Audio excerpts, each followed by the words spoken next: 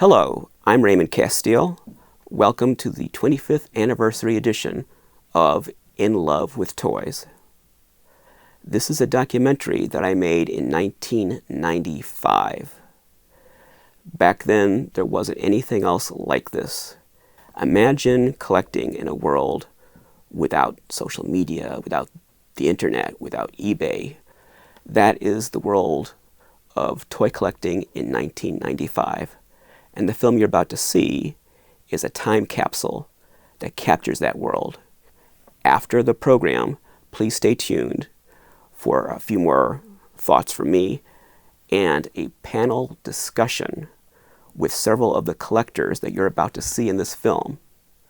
I gathered them together again 25 years later for a Where Are They Now panel discussion. It's going to be very fascinating to hear their thoughts on how the hobby has changed over the years, how their approach to collecting has changed over the years, and where they think the hobby is going to go.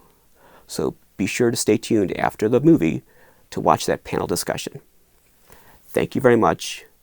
And now here is the 25th anniversary edition of In Love with Toys.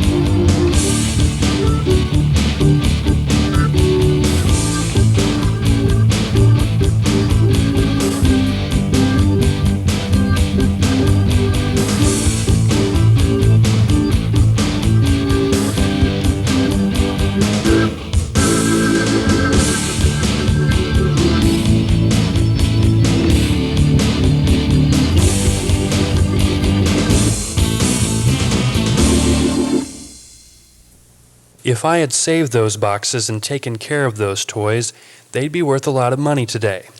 But instead, I played with them. That's okay. They were meant to be played with, and no amount of money could replace the fun they gave me.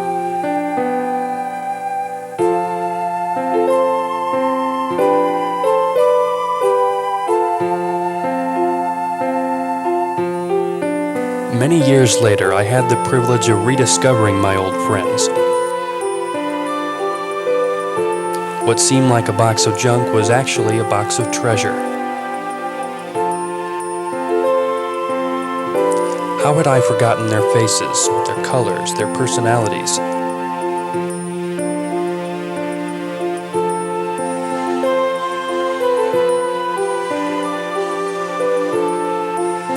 They were more than just objects. But now, what place did they have in my adult life? That's what this program is about. Across the world, men and women, young and old, have found a way to capture a spark of childhood and keep it burning throughout their lives. They collect toys for the art they possess, the history they represent, and the memories they recall.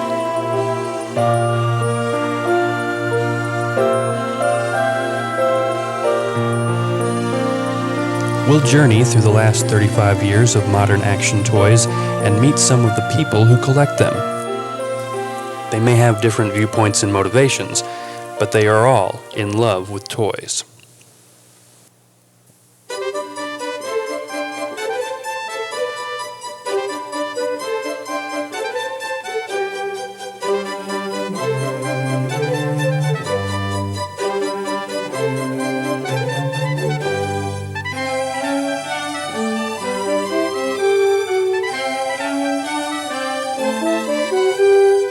Action figures were born in the 60s, but before that, children played with solid plastic figurines. These statues were frozen in one position. Children had to use their imagination to bring them to life. They were made by companies such as Palmer, Heartland, and Multiple Plastics. But the king was Louis Marx. From the mid-50s through the 70s, Marx issued and reissued a variety of figurines and playsets. They depicted cowboys and Indians, soldiers, astronauts, and other generic action characters. Stereotypes were taken for granted in those days. There was still lingering bitterness from recent wars.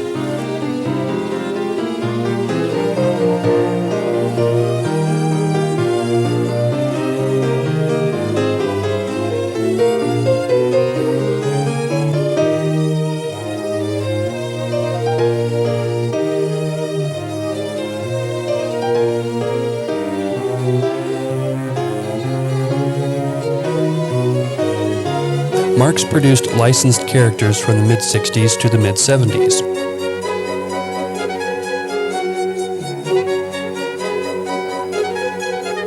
These included cartoon characters, superheroes, and monsters.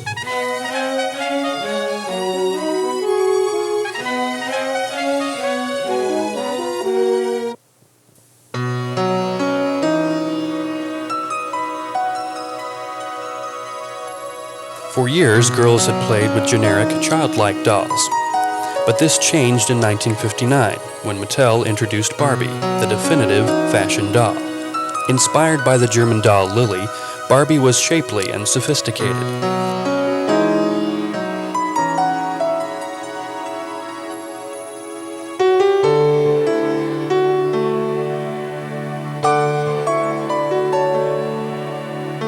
Mattel supported her with an endless array of accessories and companions. Her appearance changed with the times.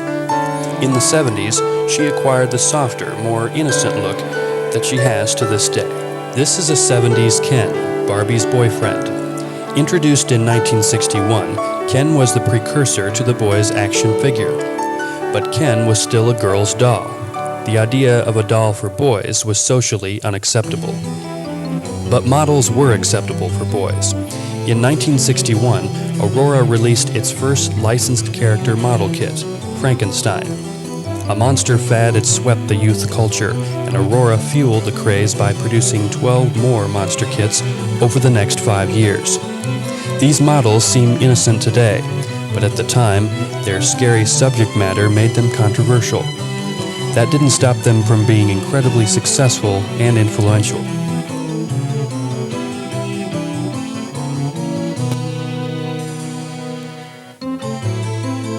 Marx also took part in the 60s monster craze by producing a line of battery-operated monster toys.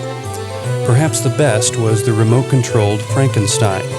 Standing over a foot tall, he had the power to pick up objects and carry them away.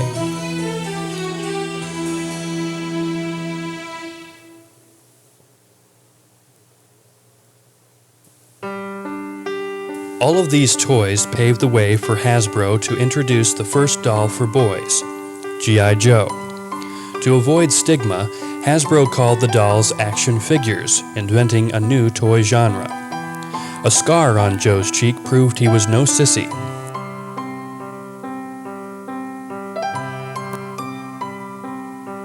Joe was 12 inches tall, fully articulated, and complemented by a wide array of accessories.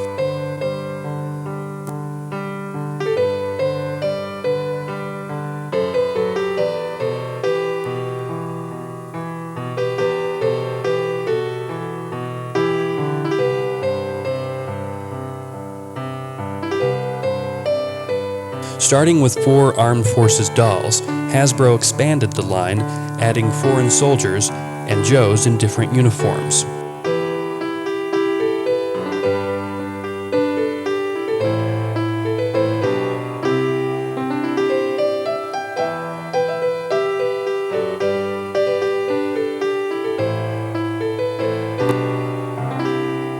G.I. Joe became an American icon and the most famous action figure of all time.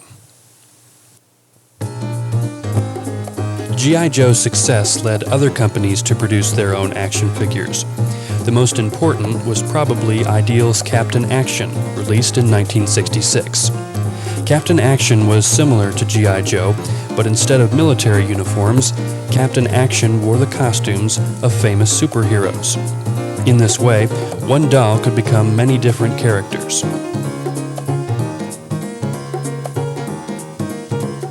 Captain Action appeared just as the Batman TV show sparked a new superhero fad.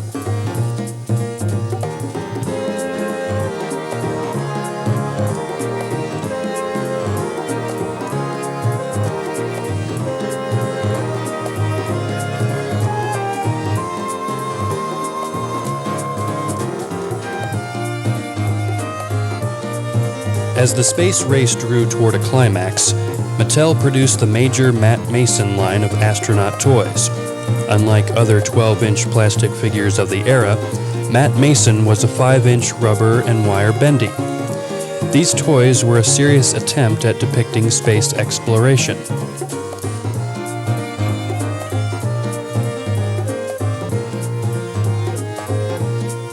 But Major Matt still encountered alien beings like Scorpio, a villain that could light up.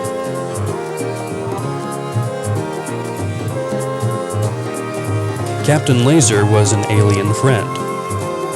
The plastic 12-inch figure seemed very different from Matt Mason, but was nevertheless part of the same set.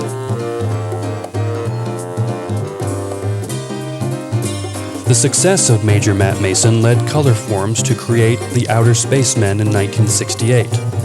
These unusual alien bendies were the first three-dimensional toys from the company that made its name producing vinyl stick-on sets. Each distinctive creature came from a planet in our solar system. This fantasy was shattered by the 1969 moon landing that failed to find any aliens. Kids lost interest in the toys, and a planned second series was never released. Today, the Colorforms Aliens are recognized as one of the most unique action figure lines ever.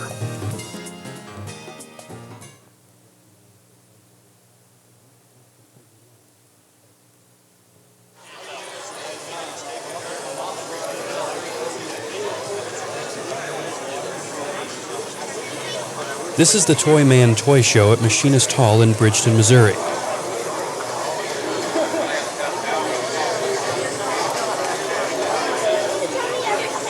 Toy shows are the grand arenas of the toy collecting hobby. Hundreds are held across the country each year. According to a poll by Toy Collector magazine, a leading toy publication, each of its 175,000 readers attend an average of about 4 toy shows a year and spend over $2,600 a year on their hobby. That money goes to toy dealers like Alan Fishbeck. It's basically just something for fun. I don't really make a living at this. It's not something I have to do every weekend. It's just something I do 5 times a year. You just can't get everything. There's just too much. So just concentrate on what you like and not worry about anything else. So no matter where you go, there'll be somebody who's interested in whatever there is out there, whether it be military, die-cast, toy soldiers, models, figurines, tin plate, anywhere from as far back as you can go to present. So, I mean, there's something for everybody, basically. Actually, my mom kept all my toys when I was a kid. We had all the original boxes, which most people didn't, get rid of. And it was just one of those hobbies where I found out there was an actual market for those toys, and just went ahead and saw what the potential value was as far as investment value.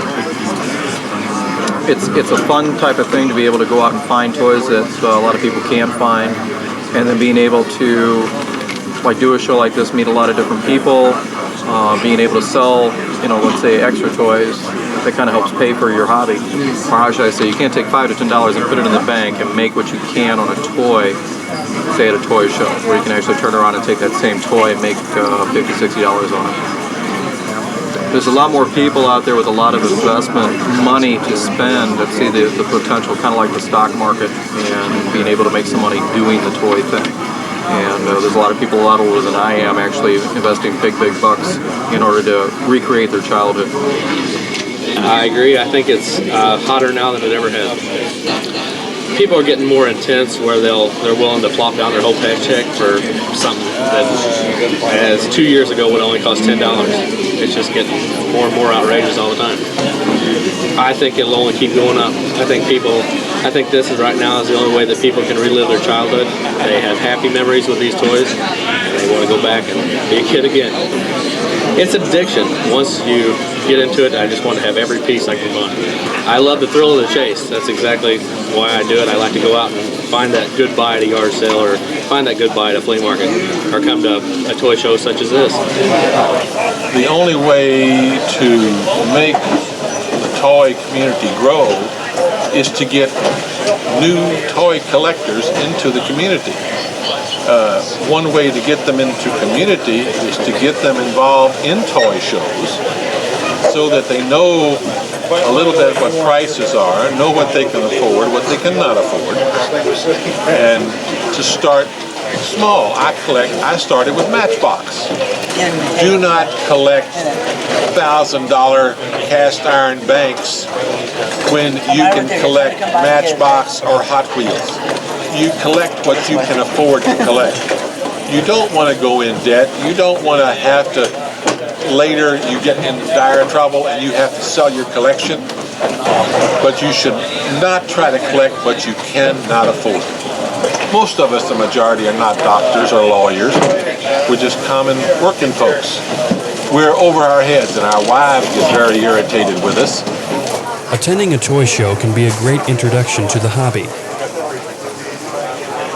A new collector can meet and talk with hundreds of other collectors and dealers. There is no better place to see a greater variety of toys. Old and new,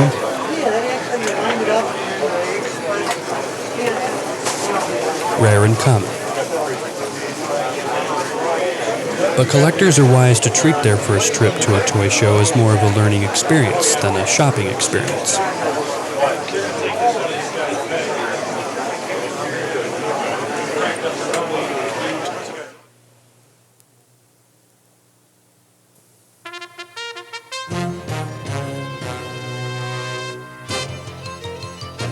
Mego's official World's Greatest Superheroes hit stores in 1972.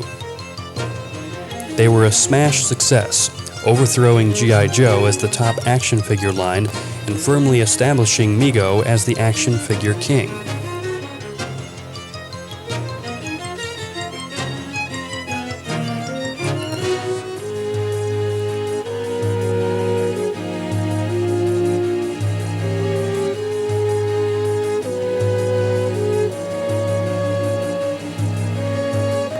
Mego's reign lasted through the mid-70s as they churned out figures based on TV, movies, and historical legend.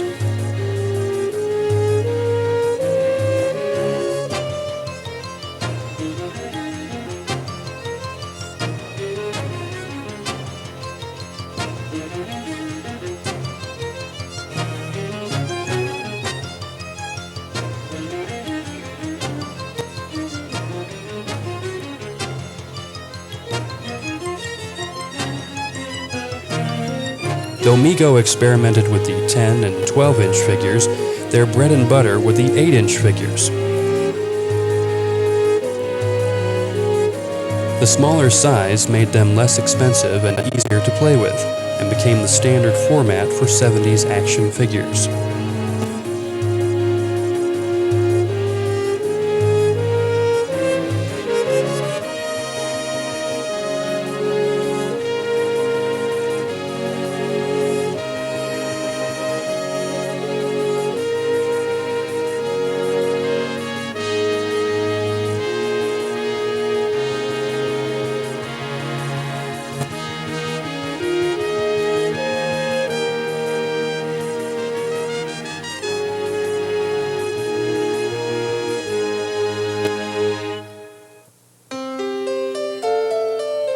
Many other 70s toys bore a resemblance to the Megos. Mattel's Big Jim was a little taller and more rugged and had action features, but the Mego influence is still obvious.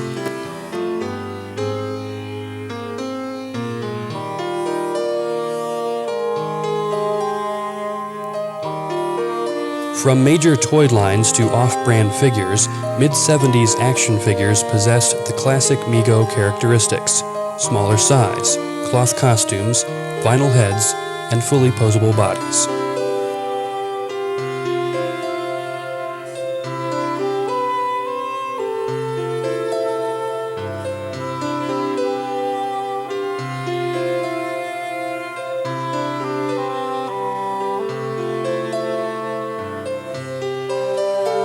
Some of the best Mego-styled 70s figures were the off-brand monster toys, made by small companies such as A-Hi, Lincoln, and Tomland. These creatures were often found lurking in gift shops, grocery stores, and dime stores, and were the last echo of the 60s monster fad. The best of these were probably the 1973 A-Hi Super Monsters, perhaps the most serious and gothic-looking monster action figures ever made. A-Hi changed their design many times during their short run, but their basic appearance was based on the Aurora monster models, which had just been reissued.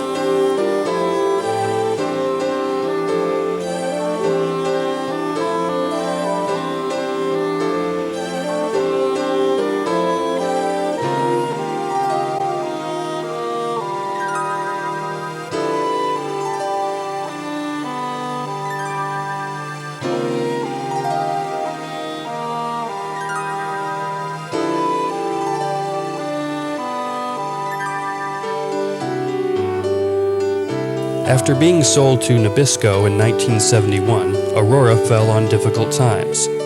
Nevertheless, they continued to produce the classic model lines like the prehistoric scenes.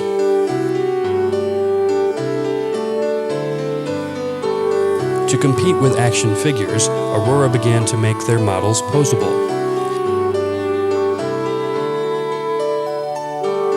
In the meantime, they reissued older 60s lines such as their comic scenes and monster models. But now there was serious competition. Other companies such as Fun Dimensions, Adar, and MPC were making imaginative figure kits like the Pirates of the Caribbean and the gigantic insect scenes. Aurora finally went bankrupt in 1977, and the figural model kit seemed to die with it.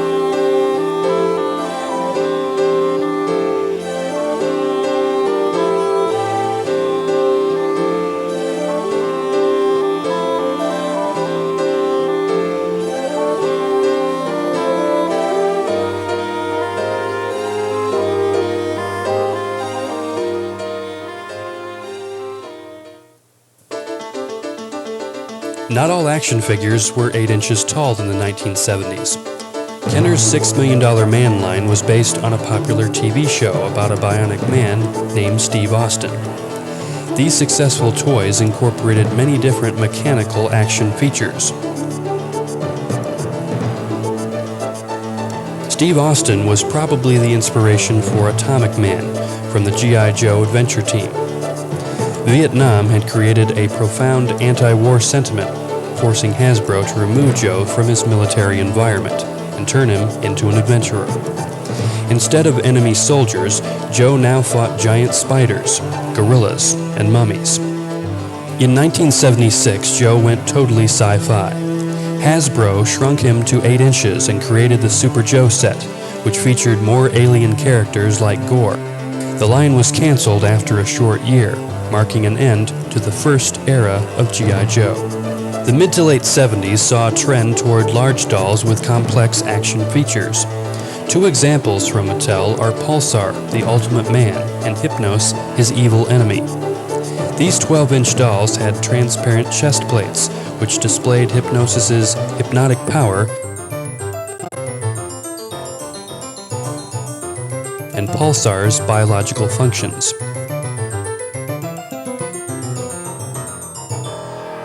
Crusher was another example of Mattel's experimental approach to action figures in the 70s.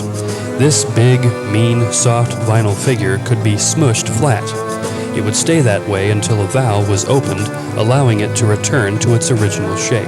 Electro-Man and Zog were deluxe electronic adversaries. Electro-Man was 18 inches tall, fully costumed, and fully posable. Using his flashing helmet light, he could stun the rampaging Zog, knocking the monster unconscious. Rom, the Space Knight, was another electronic toy from Ideal. Rom had a variety of light-up accessories that helped him fight galactic crime. When Mego's 8-inch figures began to lose their appeal, the company released the 3 3/4-inch Micronauts.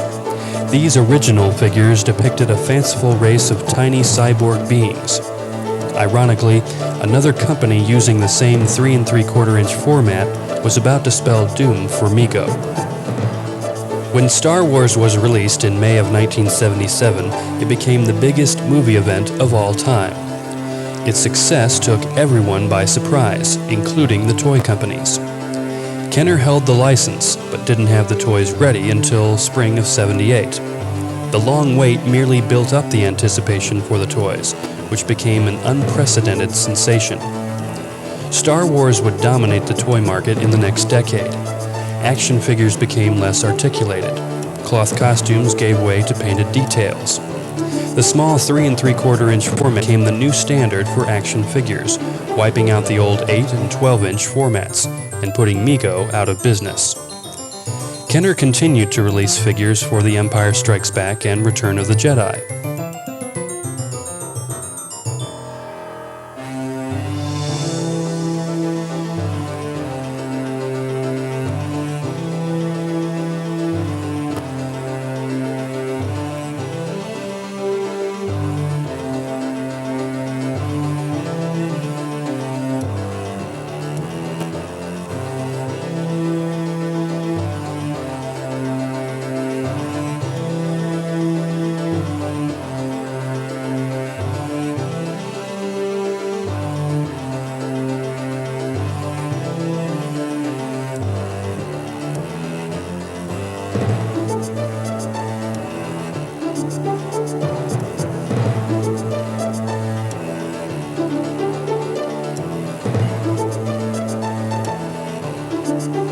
The last movie-based Star Wars line was The Power of the Force, which included characters from all 3 films.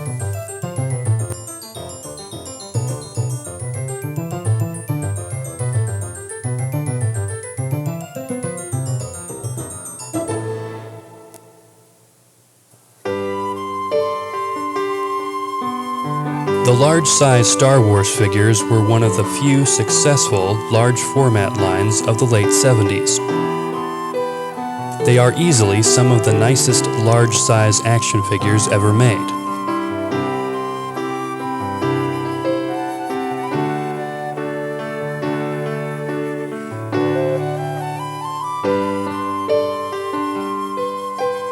While they never quite achieved the popularity of the small figures, they brought the characters to life in a way that small toys never could.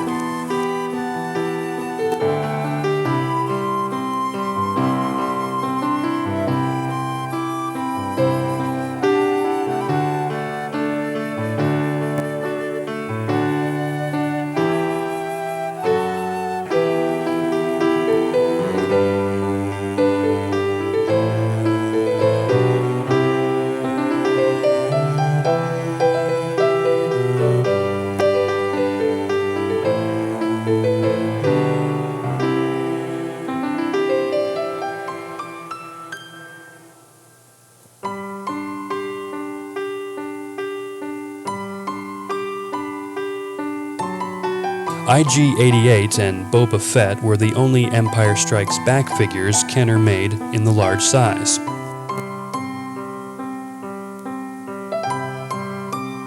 Lando Calrissian and other figures were planned, but the line was canceled before they were produced.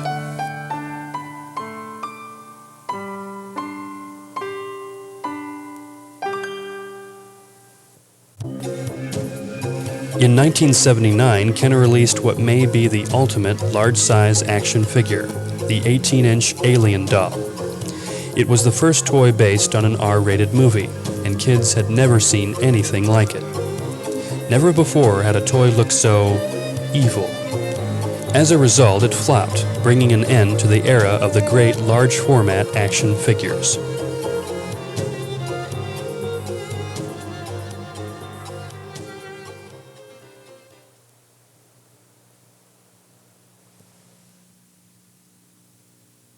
Ken Raquel is typical of many young toy collectors. He keeps up with the latest toy trends and collects mainly recent figures. His room is a monument to his love of superheroes and his enthusiasm for the hobby. But even though he collects new toys, it was the old toys he first fell in love with. I actually started haphazardly collecting in 1970 with the Mego action figures. My mother would take me out every Monday to pick up a new action figure, and those were anywhere from Superman to Shazam to some Marvel heroes like Captain America and the Hulk, and they came in boxes, and that's where it all started. And through the years I would gradually pick up other items similar to that, and then for a period I stopped, and now, since I have a little bit more money, I've gone out and purchased and kept in the original packages a lot of what you see on the walls around here. I have a complete collection up to date of the X-Men, and then I have other collections that I've integrated along with it as well. Ever since my dad brought home a stack of comic books for me when I was a kid, I was really fascinated by all of these heroes that could do more than the average human being. I was always really impressed. And then when I saw these figures that, that were lifted right out of the page, I thought that these are the greatest things in the world. Ken places a high value on variations and tries to collect every one he can find. There are 3 variations of cords on these Weapon X's. There's 2 variations of the Juggernaut. The Forge, one has a brown holster to keep his gun, the other one has a yellow holster. The initial release on the Rogue, the paint job everybody was waiting. To me, it almost seems like it's a complete set, and I have to keep it a complete set. If I hear about one slight variation on something, whether it's a slightly different color on them or there's a different accessory in it, I pretty much go out of my way to try to find it. And I think there's a self-reward in all of this, and there's also a thrill for me to be able to go out and go to a store and then seeing that one figure that you were looking for weeks, or just after hearing about it. I mean, there's a thrill in that. Why do I like superheroes? Because I always wanted to be one. I guess. I don't know. Jim Tudor is one of many thousands of collectors who have made Star Wars toys the most popular action figure collectibles today. He doesn't hesitate to voice his opinions, exhibiting a strong moral sense that may have been inspired by the noble themes of Star Wars. The main thing I collect would be Star Wars. That's my favorite toys of all time, and the main reason I like Star Wars is because I just grew up on it, really. Totally just grew up on Star Wars. I had the toys when I was little. I had, posters. That's all I ever thought about. It was just Star Wars, Star Wars, Star Wars. I have these vivid images as a young kid. Somebody, when I was probably like 2 or something, they put a poster in my room, one of those, painted collage movie posters of Star Wars, and I just remember staring at it and looking at it and thinking about it, and I didn't even know what it was, and my neighbors all came over, and they were a little bit older, and they would tell me, oh, that's Star Wars, and I don't know, it's fun. The nostalgia is just, a lot of the appeal of this is the nostalgia, and people pay big bucks for the nostalgia. And to me, I remember these things. It's like toys that every neighbor kid had, like the Bionic Man or Stretch Octopus. You stretch this thing, and it really doesn't do anything. You just stretch it, a hard plastic head, and then you whack them with it, and kids hit each other with the Stretch Octopus and get hurt. And vivid memories of that. sucker man, that thing you throw at the wall, and he's just all suction cups and just a generic green alien. Just silly stuff. And, you know, welcome back Cotter action figures.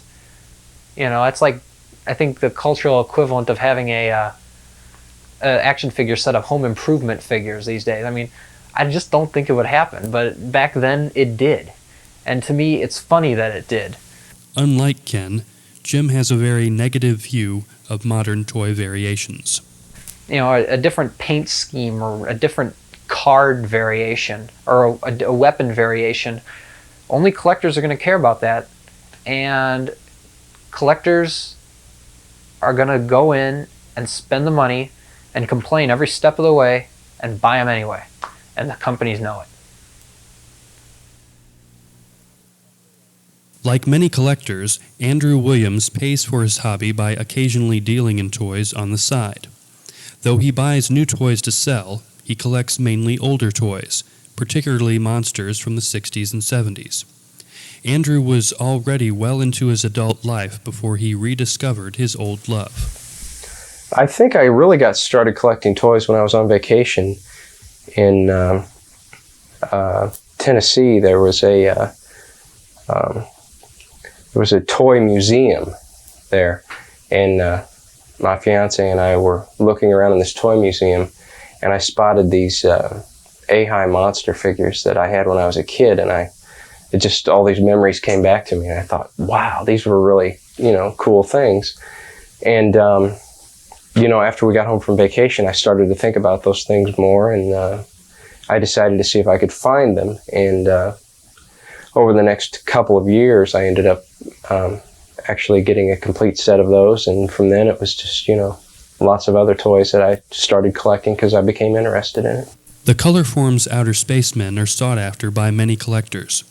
They have a special importance for Andrew, who went so far as to build a special diorama for them. I can recall once going into a venture store looking for Colorform's Outer Spacemen with my mother, because they had released a Colorform's actual activity set with the little plastic pieces that you'd put on the background.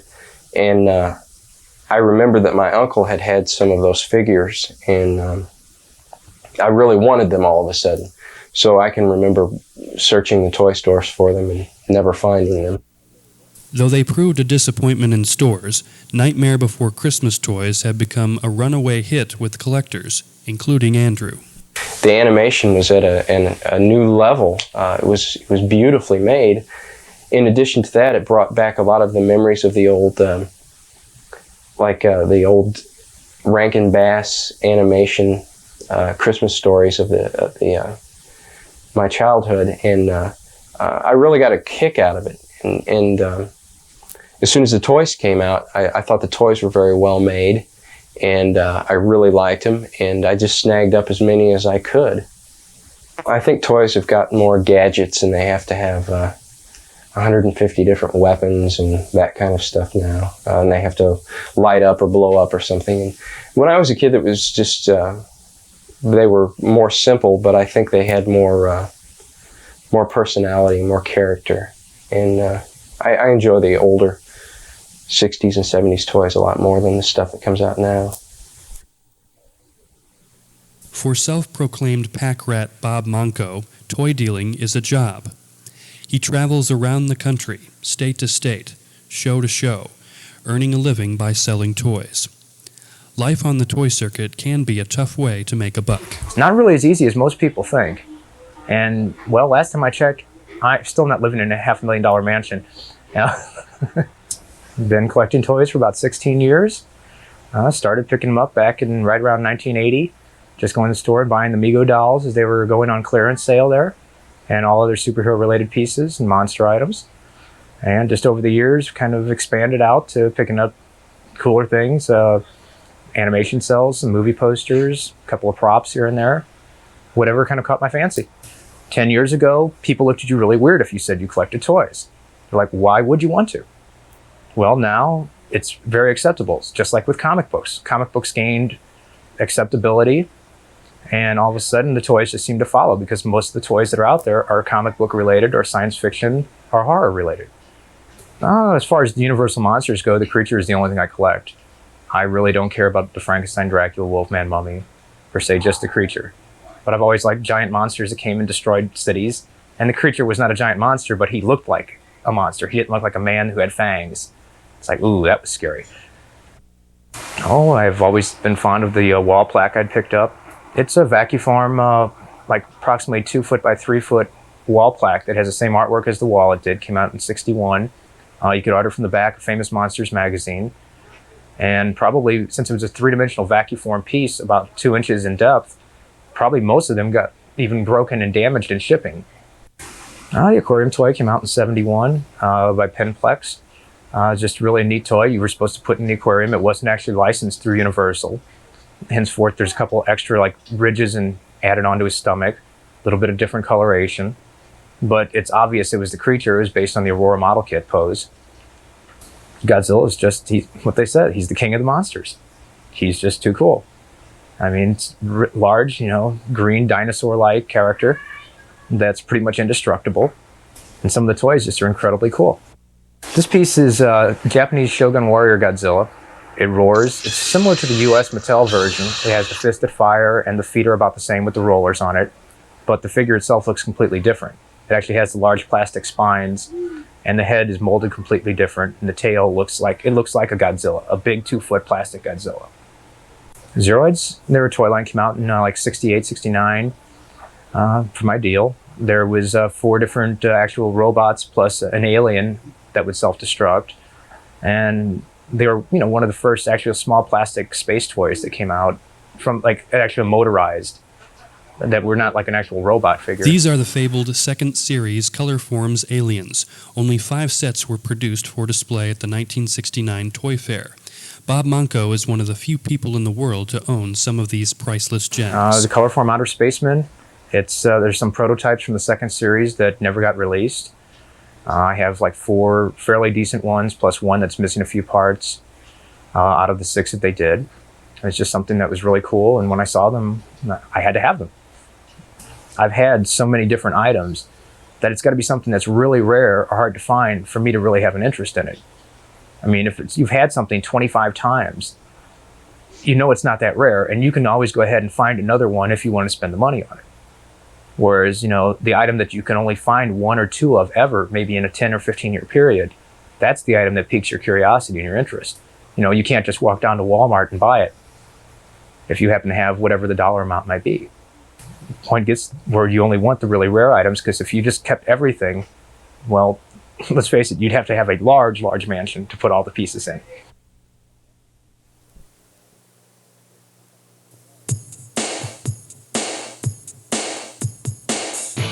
Mattel's Masters of the Universe was the first hit toy line to break out of the 3 3/4 inch format.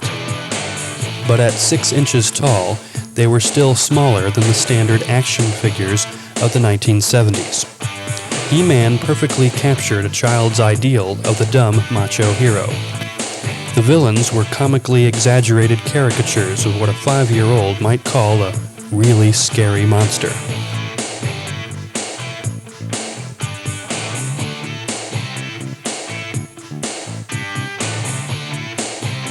But the toy's greatest contribution to toy evolution was not their childish design, but their marketing strategy. Masters of the Universe was among the first toy lines to utilize a 30-minute commercial masquerading as a children's cartoon. This angered parents to the point that some wanted Congress to intervene. They didn't, and today, few toy companies would dare launch a new line without a cartoon to go with it.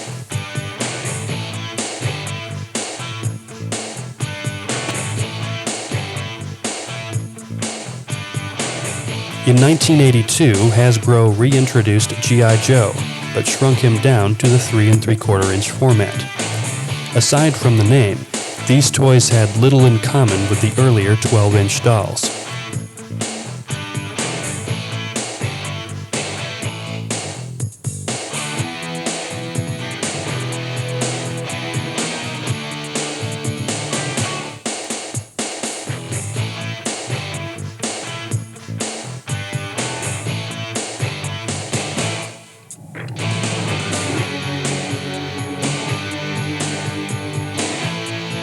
But the idea was right for the time, and the Small Joes became the largest toy line in history, continuing the G.I. Joe legacy for another 12 years. Superheroes returned in 1984 with new small format figures from Kenner and Mattel. Kenner's Superpowers collection was meticulously sculpted and perhaps the most accurate toy depiction of the DC heroes ever made. The line featured mostly traditional characters early in its run, but Kenner later began producing newer, less familiar characters that shortened the line's lifespan.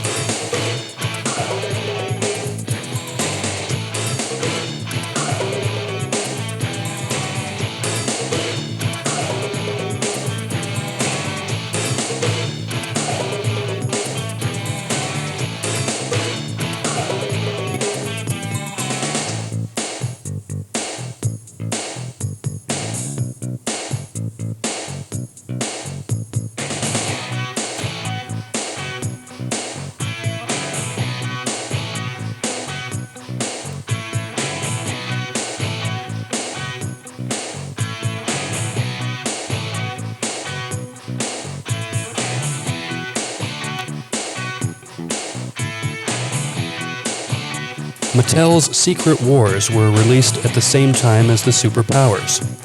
The Mattel set featured only traditional Marvel characters, but was less detailed than the Kenner DC line.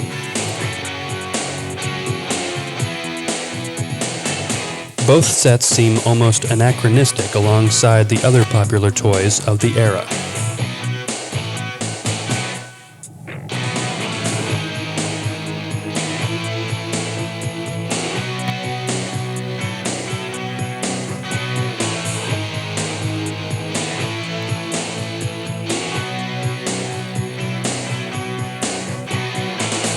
The mid-'80s saw the development of a generic fantasy genre that blended science fiction with sword and sorcery. This was partly inspired by the success of He-Man. Other influences may have been the role-playing game Dungeons & Dragons, and perhaps even Japanese animation.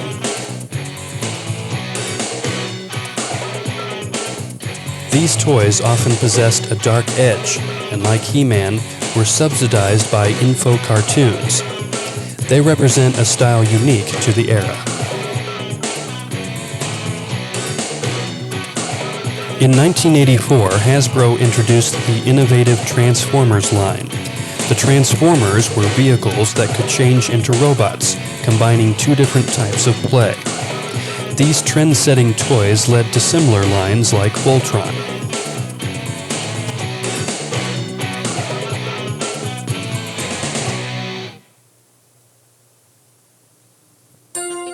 Action figure sales were sagging in the late 80s, until the surprise success of the Teenage Mutant Ninja Turtles line in 1988. Based on an underground cult comic book, the Turtles catapulted a small company named Playmates into the big leagues. These original, tongue-in-cheek characters brought a welcome quirkiness to an increasingly dark-toned toy market.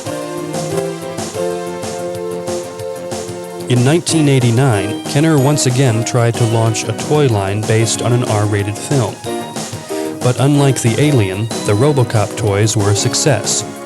Matchbox tried to do the same thing with another R-rated character, Freddy Krueger. Max FX was a doll that could dress up as different movie monsters, sort of a dark Captain Action. But the Freddy toys blew up in Matchbox's face, causing so much protest that the rest of the Max FX line was scrapped. But 1989 will always be known as the year of Batman. The release of the first Warner Brothers film created a new Bat fad. An unknown company named Toy Biz held the license and produced a full line of Batman characters and DC superheroes.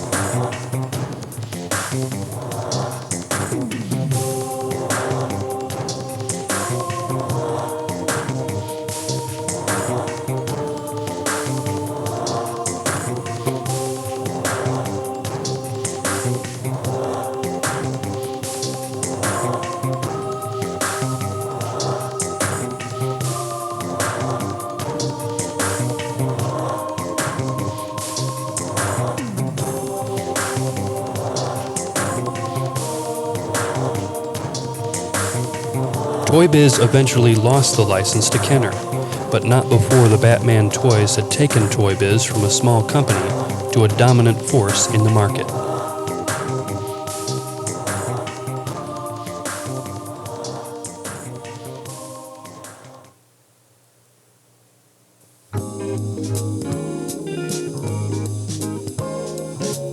To protect their toys, many collectors use acid-free comic book backing cards and vinyl comic book bags.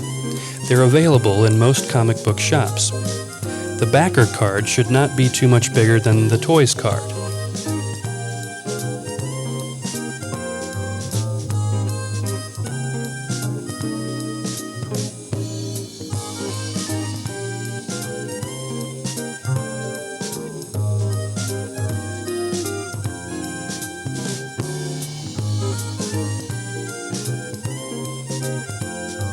This will create a more snug fit and prevent the toy from rattling around in the bag. The bag should be taped shut, but not so tightly that it puts stress on the toy's card.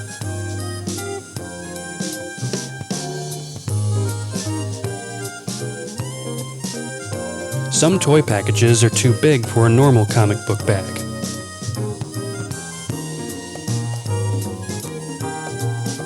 One solution is to cut open several bags and tape them together. For really big boxes, this may not be practical. Clear vinyl drop cloths can be found in most hardware departments. These large sheets will cover almost any size box.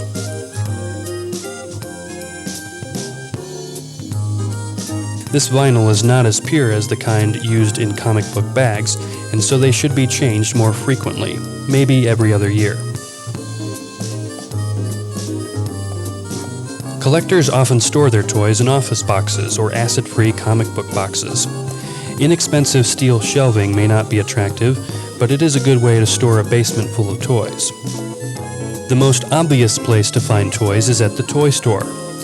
For those who only collect current toys, this will be the source of most of their collection, with toy shows supplying those few toys that play hard to get. But there are also stores that sell vintage toys. This is Decades of Toys, a store that specializes in collectible vintage toys. There are stores like this all over the country, giving collectors a convenient alternative to toy shows and mail-order purchases. Toy Shop first appeared in 1988.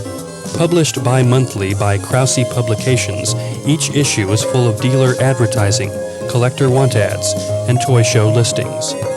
At its peak, it all but eclipsed toy shows as the marketplace for the hobby. You know, when I first started, I thought I must be the only crazy fool out there spending money for this stuff, you know. And then, you know, you look into this publication and you see hundreds of people that do the same thing you do. It's just kind of eye-opening. Toy Shop can help a collector network with other collectors and dealers around the world. It can also give them access to toys they may not find anywhere else and get a handle on what's really rare and what isn't. Action Figure News and Toy Review is one of the first and most important of all toy magazines. It is a favorite of collectors who want to keep up with the latest toy releases and trends. Since its debut in late 1990, many other magazines have entered the field. The magazine's very informative. I think they have a lot of good, interesting stories, keep up with the variations, and always seem to get advanced photos of items that are coming up, and it keeps me aware of where my money is going to be going in the future. The Batman figures made exclusively from the Warner Brothers studio stores were sent to the stores at least 4 weeks before it was actually mentioned in any periodical, specifically Action Figure Toys and News Review. And I work at the Warner Brothers store. And when the issue finally came out, we've had so many people buy these figures at an incredible rate. Within the first 2 days the magazine came out, we had a guy come in and buy $500 worth of figures, of these Batman figures. So, yeah, they have a very large impact on how people perceive certain product lines. Tomart's Guide to Action Figure Collectibles was first published in 1991 and is still generally considered the Bible of the hobby. Several other books have been written to help collectors get a handle on what's available and what it's all worth.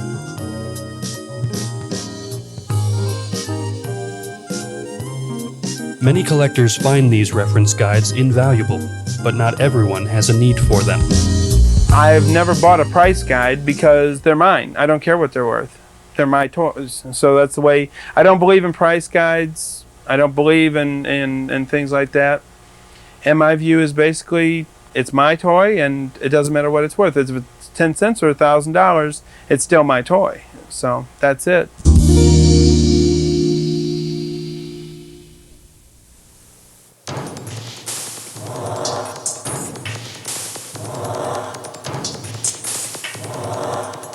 In the 90s, Toy Biz rose to prominence with their Marvel superhero figures.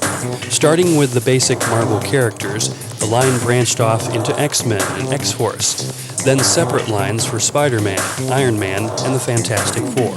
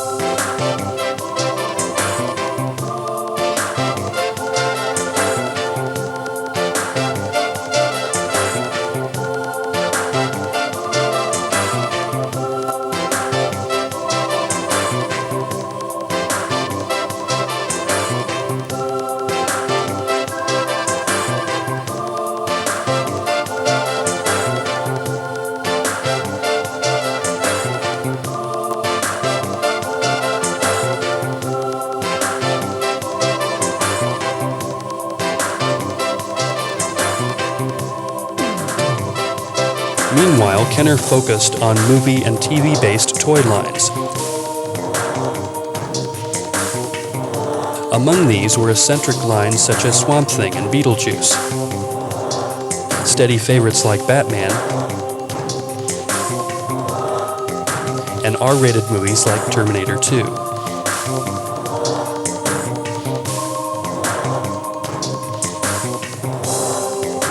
The success of the Terminator and RoboCop lines led Kenner to reconsider marketing the Alien.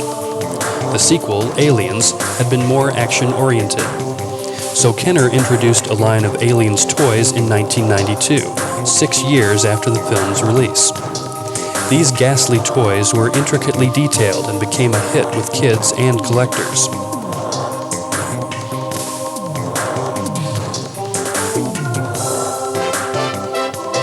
Kenner expanded the line into Aliens vs. Predator, proving once and for all that R-rated monsters could give kids hours of fun.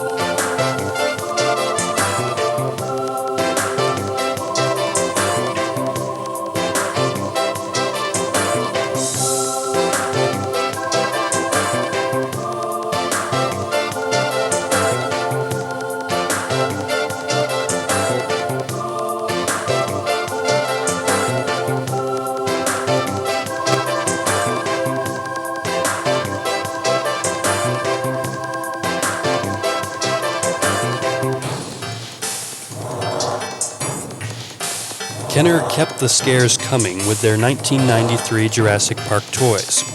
The authentic-looking dinosaurs featured lifelike skin and gory bite wounds.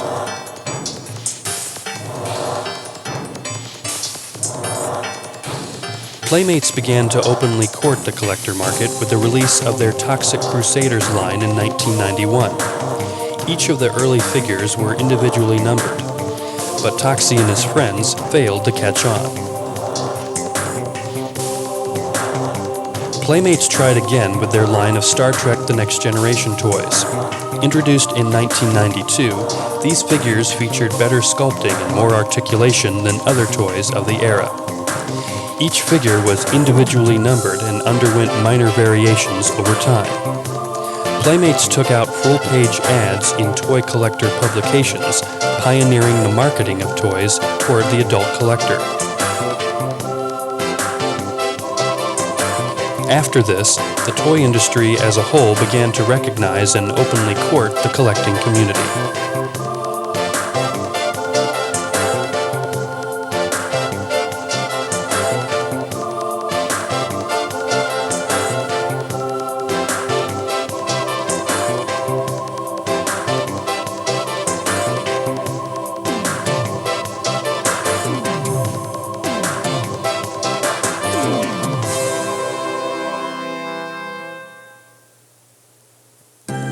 Hasbro released the Nightmare Before Christmas toys in the fall of 1993. The toys were distinctive and original, but sold poorly. Soon after they had disappeared from retail stores, toy collectors discovered them. In a short time, they became the biggest collecting sensation of recent years.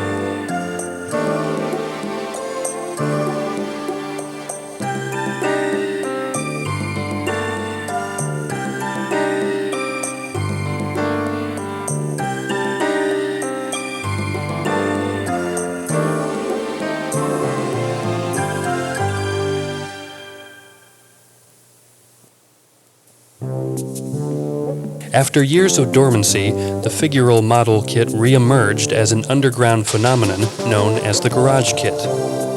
These vinyl and resin models were made by small companies and individuals, and often depicted obscure characters from B horror movies.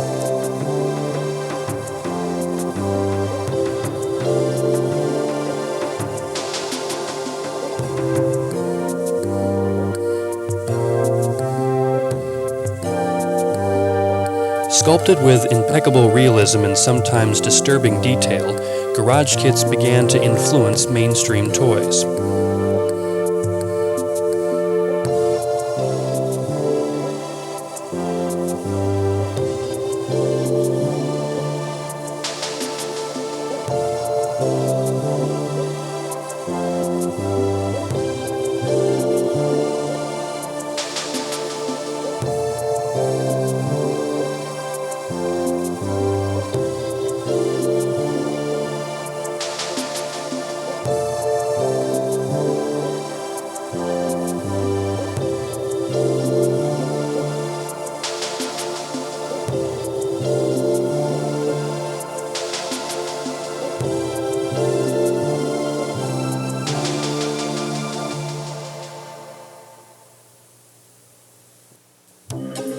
Playmates' skeleton warriors are sculpted with a hyper detail typical of garage kits.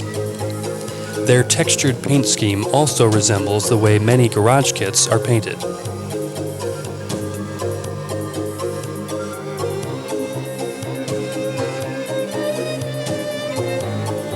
Todd McFarlane's Spawn toys also bear the mark of garage kit influence in their textured sculpture and layered paint scheme. The Spawn figures set a new standard for modern action figure design, although some find their appearance too diabolical.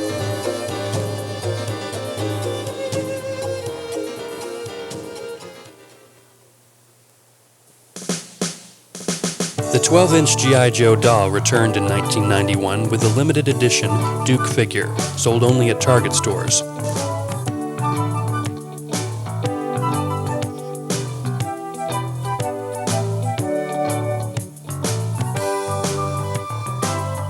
The line grew from there, culminating in 1994 with the 30th anniversary Armed Forces Dolls.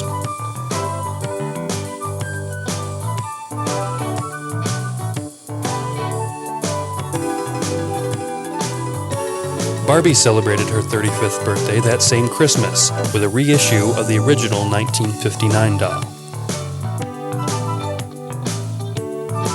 In 35 years, we've gone from the 59 Barbie and the 12-inch Joe all the way to the 59 Barbie and the 12-inch Joe.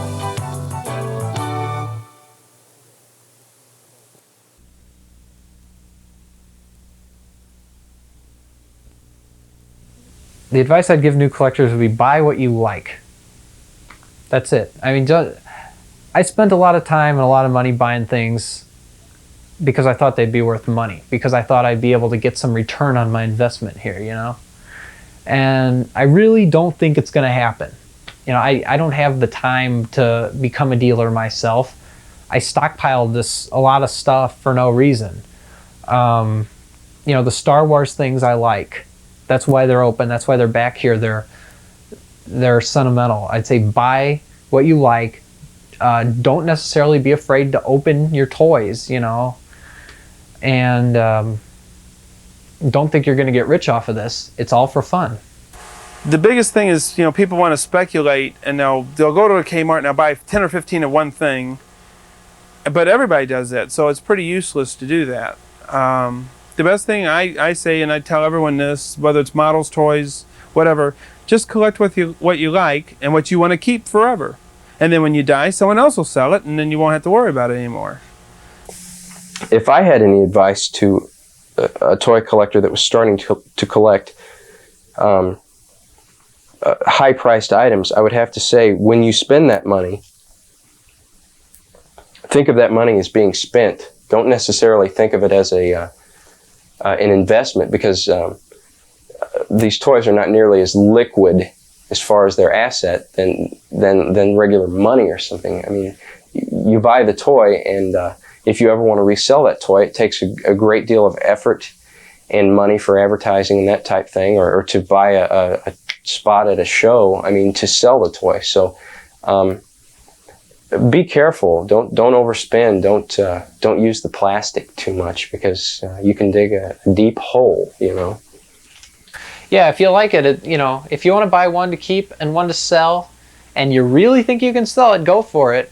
But I mean, if you're making the decision here, well, gee, should I go hungry today, or buy a second one of these toys? You know, I would think, you know, eat lunch instead. The chances of you actually selling it, unless you dive in full bore and become a dealer, you know, it's pretty small chance that you're actually, you know, going to be able to turn around and sell this thing. As far as an investment type thing, I you know, play the stock market. Don't buy toys for an investment necessarily, because oftentimes the things that you buy now can sell immediately for more money.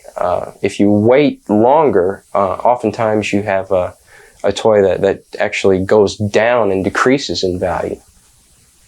The only way I obtain it is to go out to the stores and find these things, and it's gotten to the point where the people that work there and they're, you know, dealers and collectors will hold this stuff that off the shelves and wait for, you know, someone to come in and buy it all. It's really bad with starting lineups, and it's getting really bad with certain action figures. The Megalobogia was a really tough one to get. I had to be there at the time it arrived to actually get it. Otherwise, there's always stock people in the back that hold them back for other people. But once you go to the toy shows, everybody has them, and no one wants them because no one wants to pay for it. And I think the dealers are sometimes out of money because they think they've got something, and they just can't unload it. And they'll hold on to it for years, but in the long run, no one's going to want it because supply is going to catch up with demand. If someone has a genuine interest in the hobby, the most important thing to remember is just, you know, stay within your budget, collect what you enjoy, what makes you happy, and I mean, don't worry about other things like, ooh, is this going to be worth money in a few years? So what? I mean, if you if you collect for yourself. I know I went through this phase, and a lot of other people did too, of driving around the city looking through every store for the rare toys, and as a result, here's my basement filled up.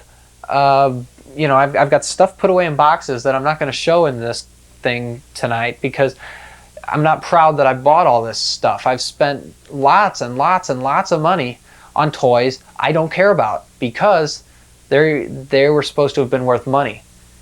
I bought them thinking they were going to be worth money. This was before my first toy show. Then I walked into the toy show, and there's all my rare toys worth money. I thought I was sitting on a gold mine, but you know what? I wasn't. It was just, I don't know, it was just like the dealers had gone in and gotten the toys, and that's where they all went. And when I found one, the only reason was because I beat a dealer to it. And I think the kids are the ones losing in this case because they're getting robbed of the toys they really want. I think if you're going to be buying toys for investment and there's a kid in the lane, the toy aisle, and the kid is looking for that one toy, say, good grief, give it to the kid, I mean, let's not be greedy jerks here.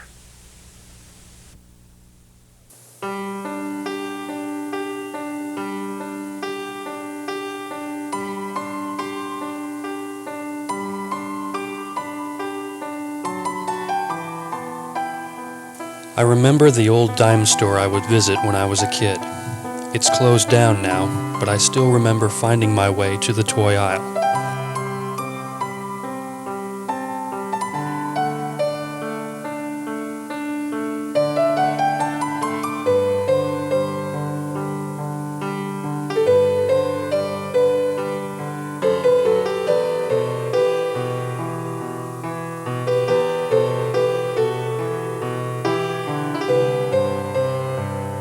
What would it be like to stand in that aisle again? Would it be as I remember it? How would it be different?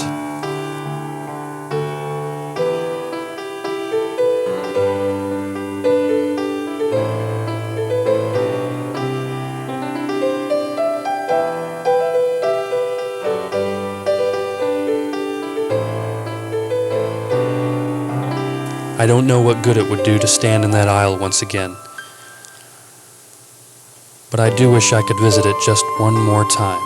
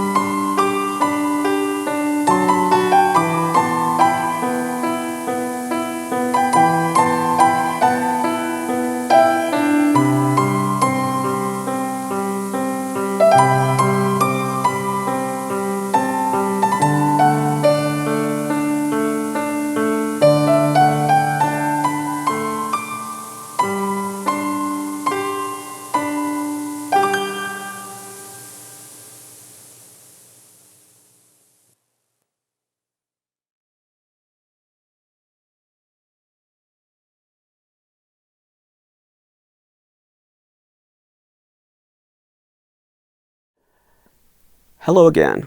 Welcome back. Thank you for watching the film and for staying tuned to hear a few words now from me and to see that panel discussion that we'll have in just a few moments. Why did I make this documentary? In 1995, I had written a few articles for Action Figure News and Toy Review magazine. I had contributed some information and photos to Tomart's books. So I'd done a little bit of journalism in the toy collecting hobby.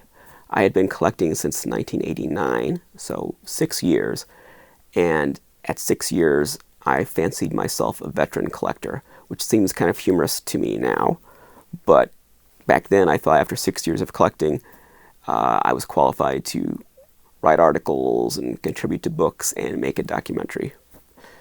But apparently I was correct, because I don't think I did a half bad job at any of those back in the early and mid-90s. I wanted to get into filmmaking, and it seemed like a documentary would be plausible instead of trying to make some kind of a narrative feature film. I didn't think I could handle that at that time, but I thought, I could make a documentary about a subject that I know, toy collecting. And I thought that the way I would finance this production would be to purchase my own equipment. So I purchased an S-VHS 3-chip camera. It was, for its time, for S-VHS, it was a pretty decent camcorder. And it had interchangeable lenses, so it was a pretty decent camera. And I bought S-VHS editing decks and a variety of other equipment, and a pretty decent tripod that I still use to this day.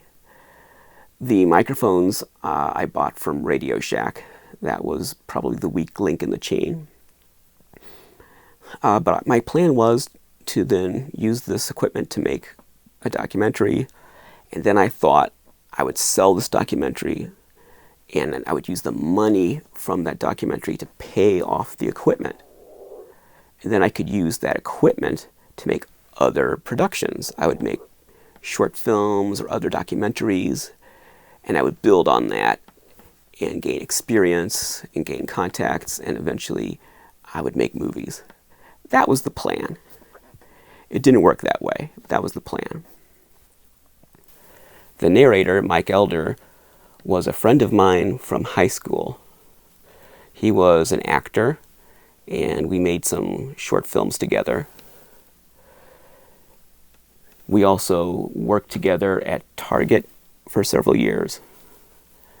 So I knew Mike quite well, and I knew his acting ability, and I felt like for the role of the narrator, I really needed someone who could bring more than just a good voice. I wanted someone who could give a performance. And the reason for that is, originally, Mike's part, the narrator's part, was much bigger. The way I wrote In Love with Toys and the way I shot In Love with Toys was with a host who looked at the camera, directly into the camera, and addressed the audience directly and talked about these things. And that's how I shot it. I don't have any of that footage to show you because I cut it all out. As I was editing, really even before that stage, just when I was looking at what we had shot, I started to realize that this wasn't going to work. Originally, I shot Mike at stores like Target or FAO Schwartz. We shot a lot at FAO Schwartz of Mike walking around talking at the camera as an on-screen host. I think at Andy Williams' house, we shot some things with Mike where, again, he was looking into the camera. And we built a little set that was supposed to be a warehouse, like a 1970s warehouse that had stacks of boxes of 1970s toys. So I made all these dummy prop boxes, like shipping cartons that said Mego, and had like assortment numbers, like World's Greatest Superheroes, and Kenner Star Wars. But that's an example of the links that we went to try to create this on-screen host who was in these different environments. kind of guiding you through the world of toy collecting. And the idea was it sounds ridiculous, but the idea was to mimic Carl Sagan's Cosmos. That's what I was inspired by. Really, that's what inspired the style of the whole thing, was Carl Sagan's Cosmos. I was really big into Cosmos and Carl Sagan. And just like Carl Sagan and Cosmos, I wanted an on-screen host in all these different environments, these different locations, guiding you through this topic. And that's the way we shot it. And as I was looking at what you might call the dailies, before I started the main session to edit the thing, I realized this isn't going to work. This footage doesn't work. It's not because of anything Mike did wrong. He was great. He did a wonderful job. It just wasn't what the film ought to be. I just felt that's not what this program should be. And so I scrapped all of that and rewrote it and brought him back in to record narration, off camera, off screen narration. And so the whole structure of the thing changed. And then that's how we got the film that you have today. One thing that you might be wondering about is the opening with the children smashing up the toys. Did they really destroy vintage Megos and Star Wars figures? Because even when this video was made, those were already vintage at that time, and they were already very expensive and highly collectible. Did they really destroy those box Mego figures and box Star Wars figures? No. All of that was fake. Those were all reproduction boxes that I made. And in the case where there was a toy in the box, like Han Solo, there was really a Han Solo in the box, that was my brother's childhood Han Solo, and I think we made a little ribbon and medallion for him to wear, so he looked like a boxed one. And I made the full box with the insert and everything, and the ties and the wire ties, the whole 9 yards, the window, everything. I recreated the box one-to-one, because I had a mint boxed, sealed, large-size Han Solo at that time. So I was able to scan all different angles and everything. The box superheroes, there's really nothing in those boxes. The windows with the figure showing through is printed. Those aren't real windows, and those are not real toys inside the boxes. The whole thing is printed, so the window itself is a printed image, and the toy showing in the window is printed. So those are empty boxes. And at that time, I still had a collection of boxed Mego superheroes. I had a big collection of Mego superheroes. I had almost every character boxed. And the only character I didn't have at all, I didn't have any kind of packaged Conan, boxed or carded. Was there anyone else? I didn't have the Teen Titans. I didn't have a removable mask Robin. I had multiple boxed removable mask, removable cowl Batman figures. So I had, I think, 3 boxed removable mask Batman figures. And I had no removable mask Robin. But I think that's it. I think I had everything else as far as the superheroes were concerned. So I had a big Mego collection. So it was no problem for me to scan some boxes and make reproductions of those. That was no big deal. And the Bigfoots, the stuffed Animal Farm Bigfoots, that is it Animal Farm or Animal Fair? I forgot. I think it's Animal Farm. Anyway, the 70s stuffed Bigfoots that they're carrying, those are my brother and I, that are childhood stuffed Bigfoots. And that's supposed to kind of be my brother and I coming down the steps. Those 2 kids are sort of supposed to be kind of stand-ins for my brother Gamel and myself, and what we experienced on a Christmas morning. Also, there are scenes where you see like the Nightmare Before Christmas toys on store shelves, and that's fake.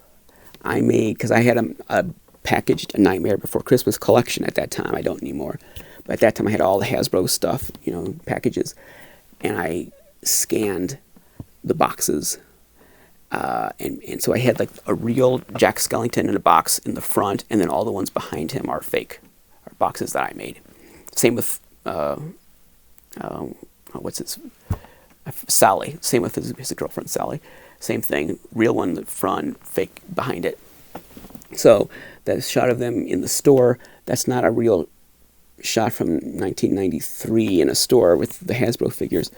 That's 2 years later, when they were no longer in stores, and just a bunch of fake boxes put on a store shelf. And then there's the end. So that ending is really the reason.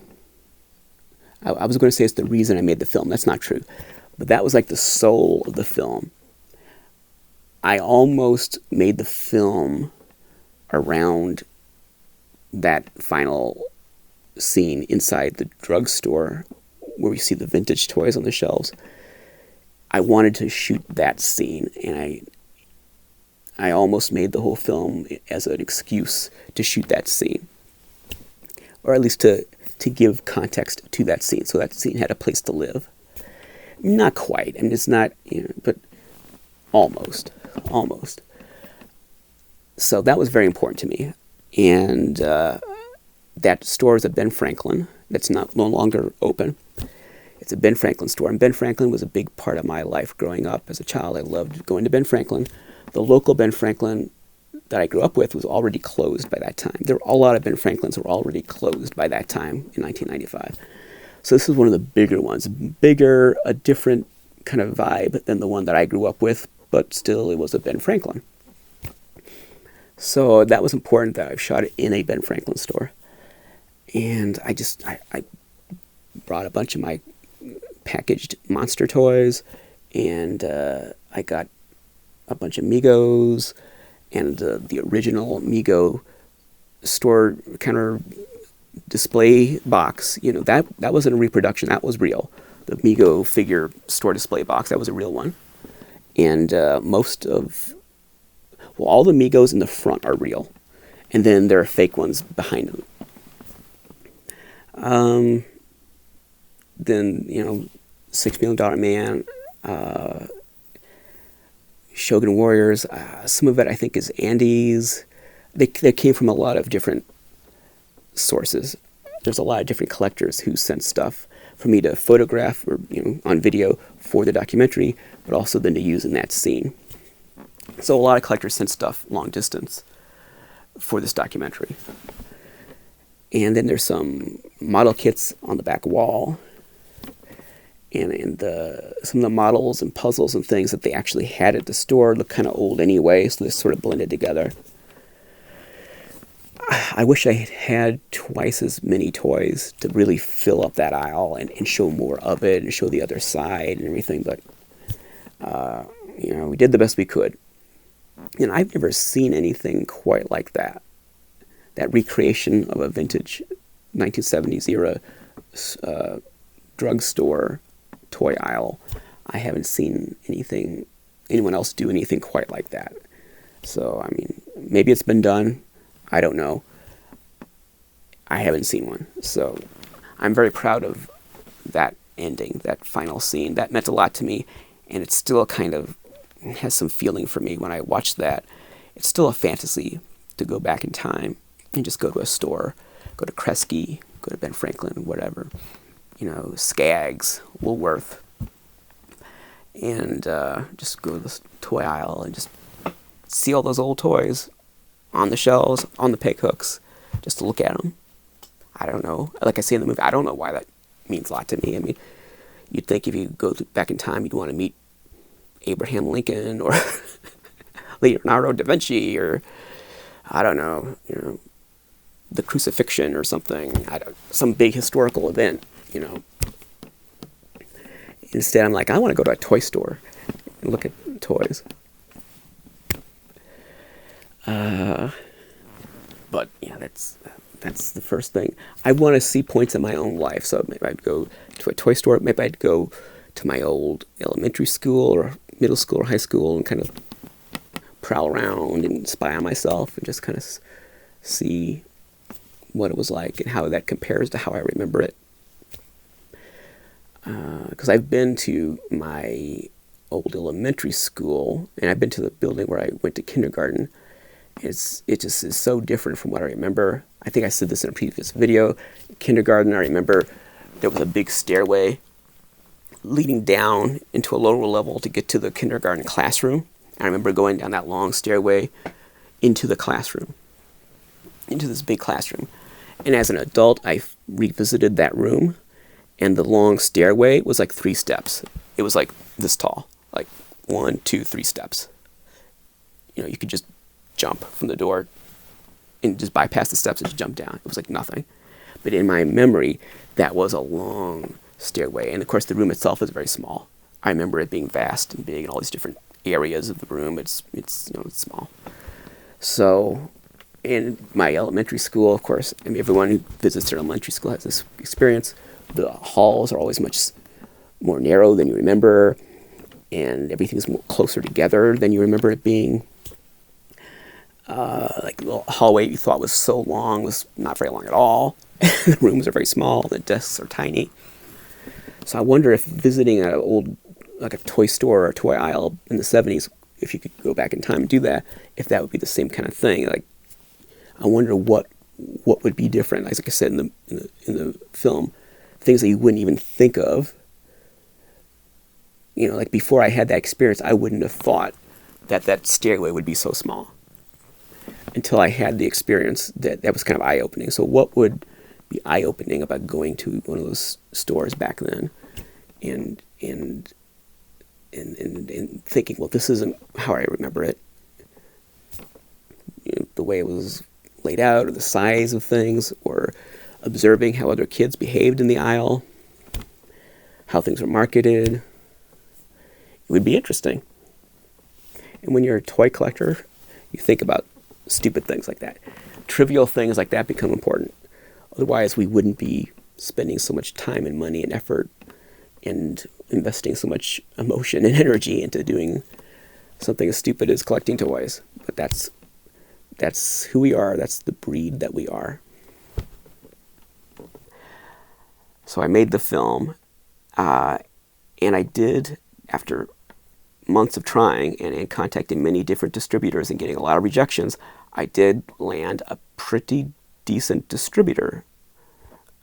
For the time, this was one of the bigger video distributors. Now back then, it was the VHS boom. There were people buying video cassettes of just construction equipment, just like bulldozers and things, moving earth, and people would sit there for half an hour just watching bulldozers, you know, no story, no nothing. And tapes like that were selling like crazy. I went to several stores just to see what the market was, and there were G.I. Joe and comic book and Barbie and model railroad collecting videos. Nothing about the general genre of action figures or action toy collecting, nothing as broad as what I did in my documentary, but there was some precedent. And I thought, well, you know, if these tapes sell, you know, something that I want to do about toy collecting in general, that ought to sell. And it was kind of a boom back then that almost anyone could put out any stupid thing and it would sell. There were people, you know, making videos like logs burning, you know, to put a VHS tape in your machine and just have an image of a log burning on their TV set just to set the mood. Weird things like that. So I thought, well, if that sells, surely this will sell. So I wasn't really worried about the video selling. I thought, oh yeah, it's going to sell. And I did finally get a distributor. I was excited about that. And I thought, it's going to take off now. I'm going to pay off my equipment. It's going to be great. Because I spent on the equipment, roughly $10,000 or $12,000. You know, I didn't have that money. I charged it. But it was, it wasn't high-end equipment, but it wasn't consumer-y either. It was what was called prosumer. It was somewhere in the middle, like industrial video quality. And it wasn't free, it wasn't cheap. So I charged it, and I was having to pay those credit card bills while I was making this film. So I got the distribution, and it did get out there. a friend of mine told me that he was in a shop in New York. You'll hear this in the panel discussion. It was some kind of a chain retail store in New York, and he saw my video on a shelf. And I thought, wow. And I knew that it was getting out there. I got some kind of a report from the distributor that told me a little bit of something about what kind of stores they were sending it to. So it did get out there. Well, I think I got a check for like $30 and another check for like $50, checks like that. And finally, I think I got like $200 or $250, something like that. And that was about it. And then I didn't get any more checks. And finally, I asked the distributor what was going on. Are they still selling it? Can I get the master back? Because I had to send the master to them for them to make copies, and they wouldn't return my calls.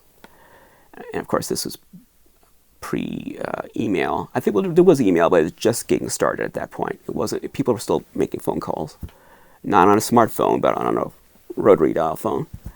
And every call cost hundreds of dollars. If you made a lot of long-distance calls, it would add up to a bill costing hundreds of dollars a month. One call might be $30, $50 if it lasted several minutes. That was the world back then.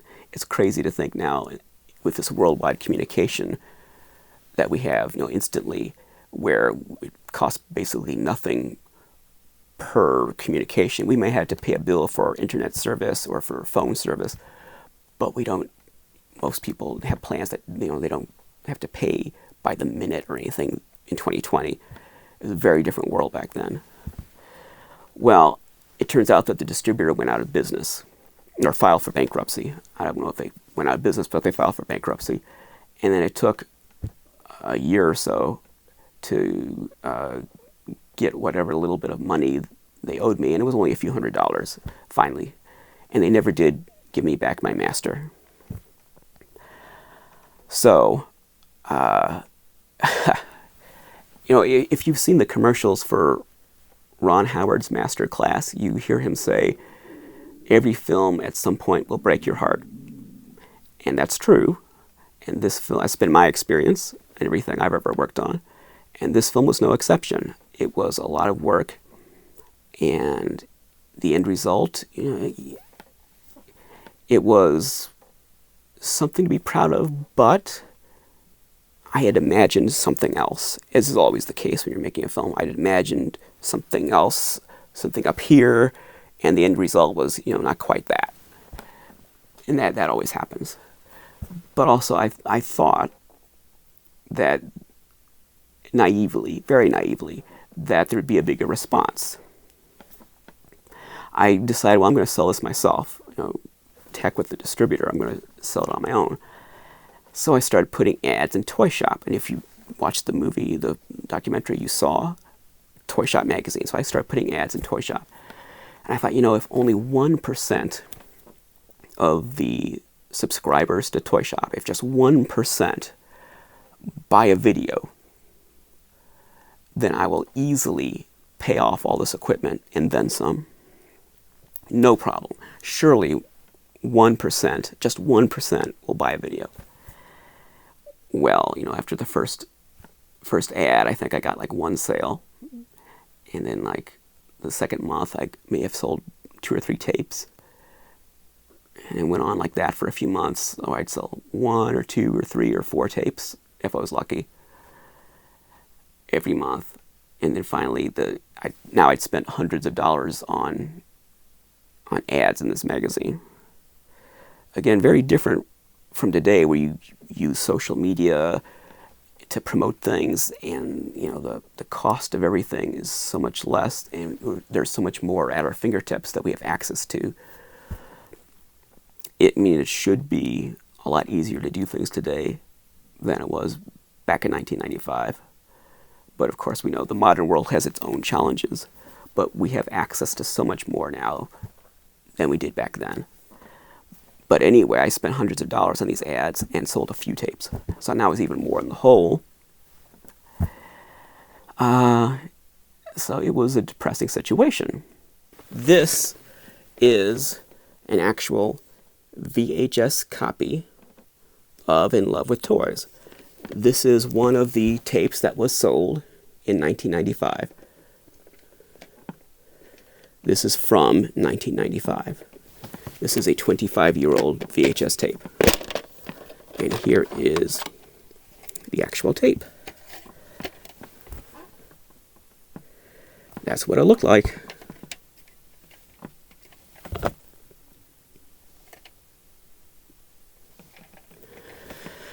And this is what was used to make the version that's on YouTube. Well, that has been on YouTube for years, until this new version now.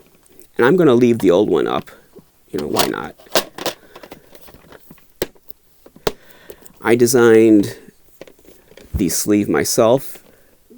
I don't even know what program I used, probably Paint or something, just whatever free program was on Windows. I had never done anything like this, had never done any kind of graphic design. Probably shows. I took the photos, well, I used a digital camera, and this was way before digital cameras were a common thing. I had to go rent this digital camera from, I think it was Kinko's, and it looked like those binoculars that Luke Skywalker uses at the beginning of Star Wars when he's looking up at the Star Destroyer up in the sky and thinking, there's a battle going on up there. Those big clunky binoculars. That's what this digital camera looked like. It was almost like it looked almost like a slide projector without the carousel. It was this big clunky chunky thing that looked nothing like a camera, and a little lens that stuck out again like a slide projector. You know, have the big box and have the little lens that sticks out on one side and the carousel goes on the top. You know, just take the carousel off, and that is what the digital camera looked like. And the resolution was horrible. I mean, I didn't know any better at the time, but it was terrible, terrible resolution. And looking back at it, I thought, how could anyone even use those things? Why would you use those things? It was a very, very primitive digital camera, but I wanted to be cutting edge. And I thought, ooh, digital camera. I don't know what I spent renting that for the weekend, but so I made a version that had a black label first that had some of those digital camera images, and then I switched to this red version, which is a little fancier looking. And I remember someone asking me about the photos. Why did you choose to go with that high grain look, as if it was a stylistic decision? I don't remember what I told him. I probably told him the truth, like, you know, it wasn't my choice. That's the best I could do. Some of the toys in these photos are here. These are some of my old friends. Some of these were in the documentary. So it's not just a reunion of these collectors that you're going to see, it's also a reunion of the toys themselves. They've all come to watch this 25th anniversary edition of the program. But so I made, I don't know, several hundred of these labels that I sent to the distributor, you know, like in a big box for them to put together. I don't think they might have printed their own, but I remember having to print them myself and pay for it and send the labels to the distributor. And then the ones that I made at home, you know, I printed them myself one at a time and folded them up and bought a bunch of cases with no label in them and just assembled it myself. And I went to a VHS duplication service locally and had them print, you know, like 20 or 50 at a time. So it was really a home operation. The ones that I sold myself was all do-it-yourself. And do-it-yourself, there was a do-it-yourself movement at the time. That was kind of in the air, this idea of doing everything yourself. And we kind of have gone back to that in recent years. There's been a revival of that sensibility. But, you know, in filmmaking, there's always sort of a do-it-yourself ethos. Eventually, the sales through Toy Shop trickled to a stop, and there was no sense in going on with the advertising.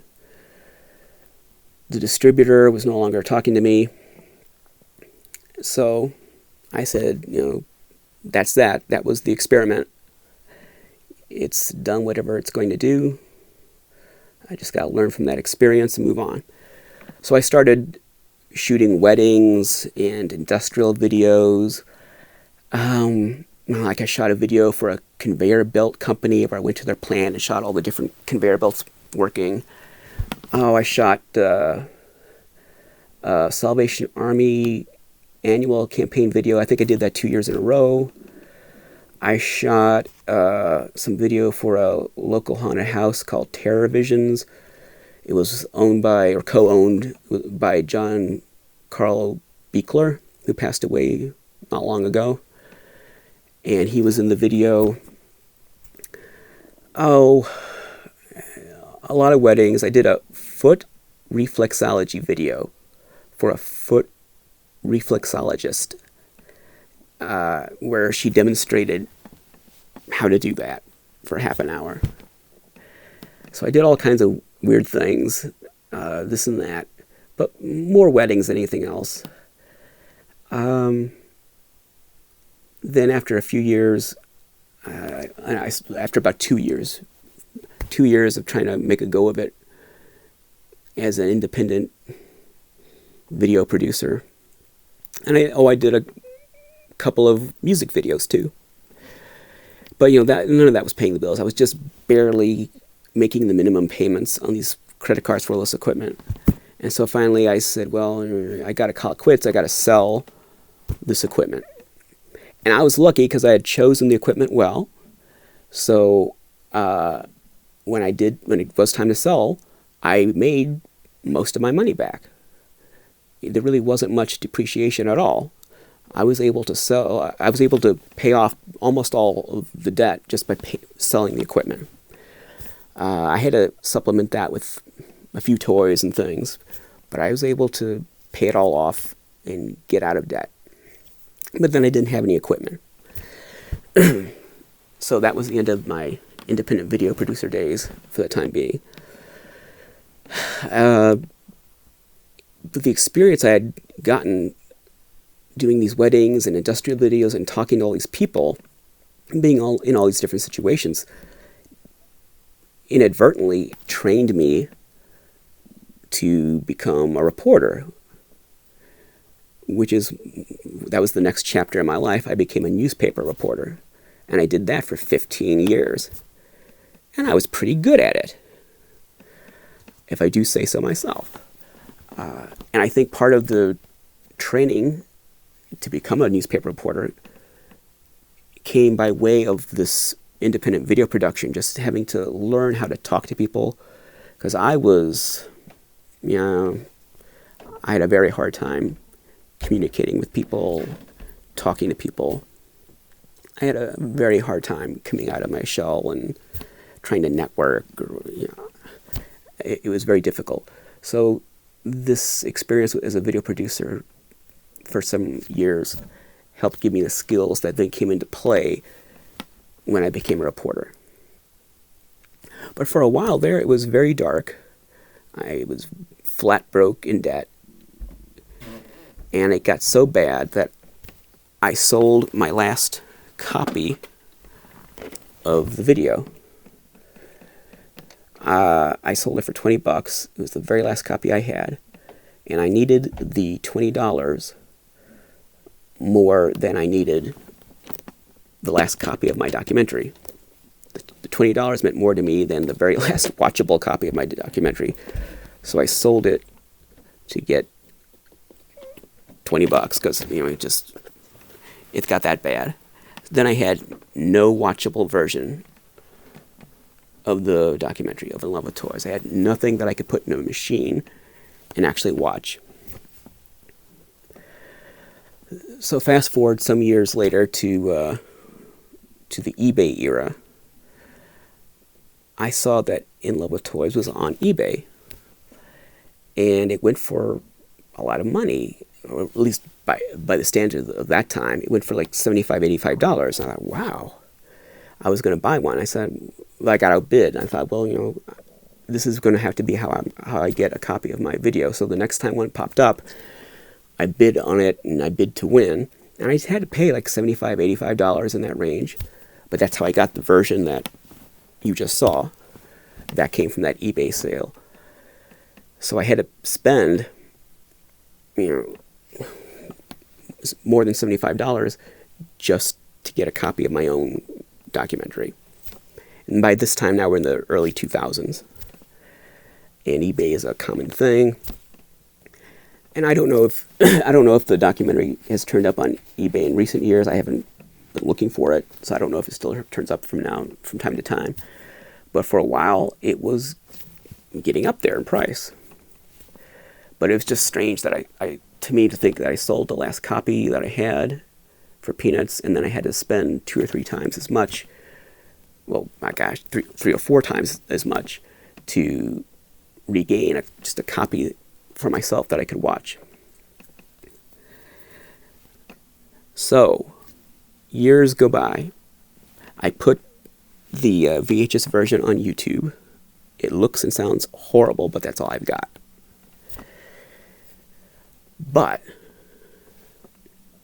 I did have an S-VHS master that was an early cut before the version that I sent to the distributor and to the duplicators, before the version that was the officially released version. And it was a few minutes longer. So I cut it down just by, 5 minutes or something.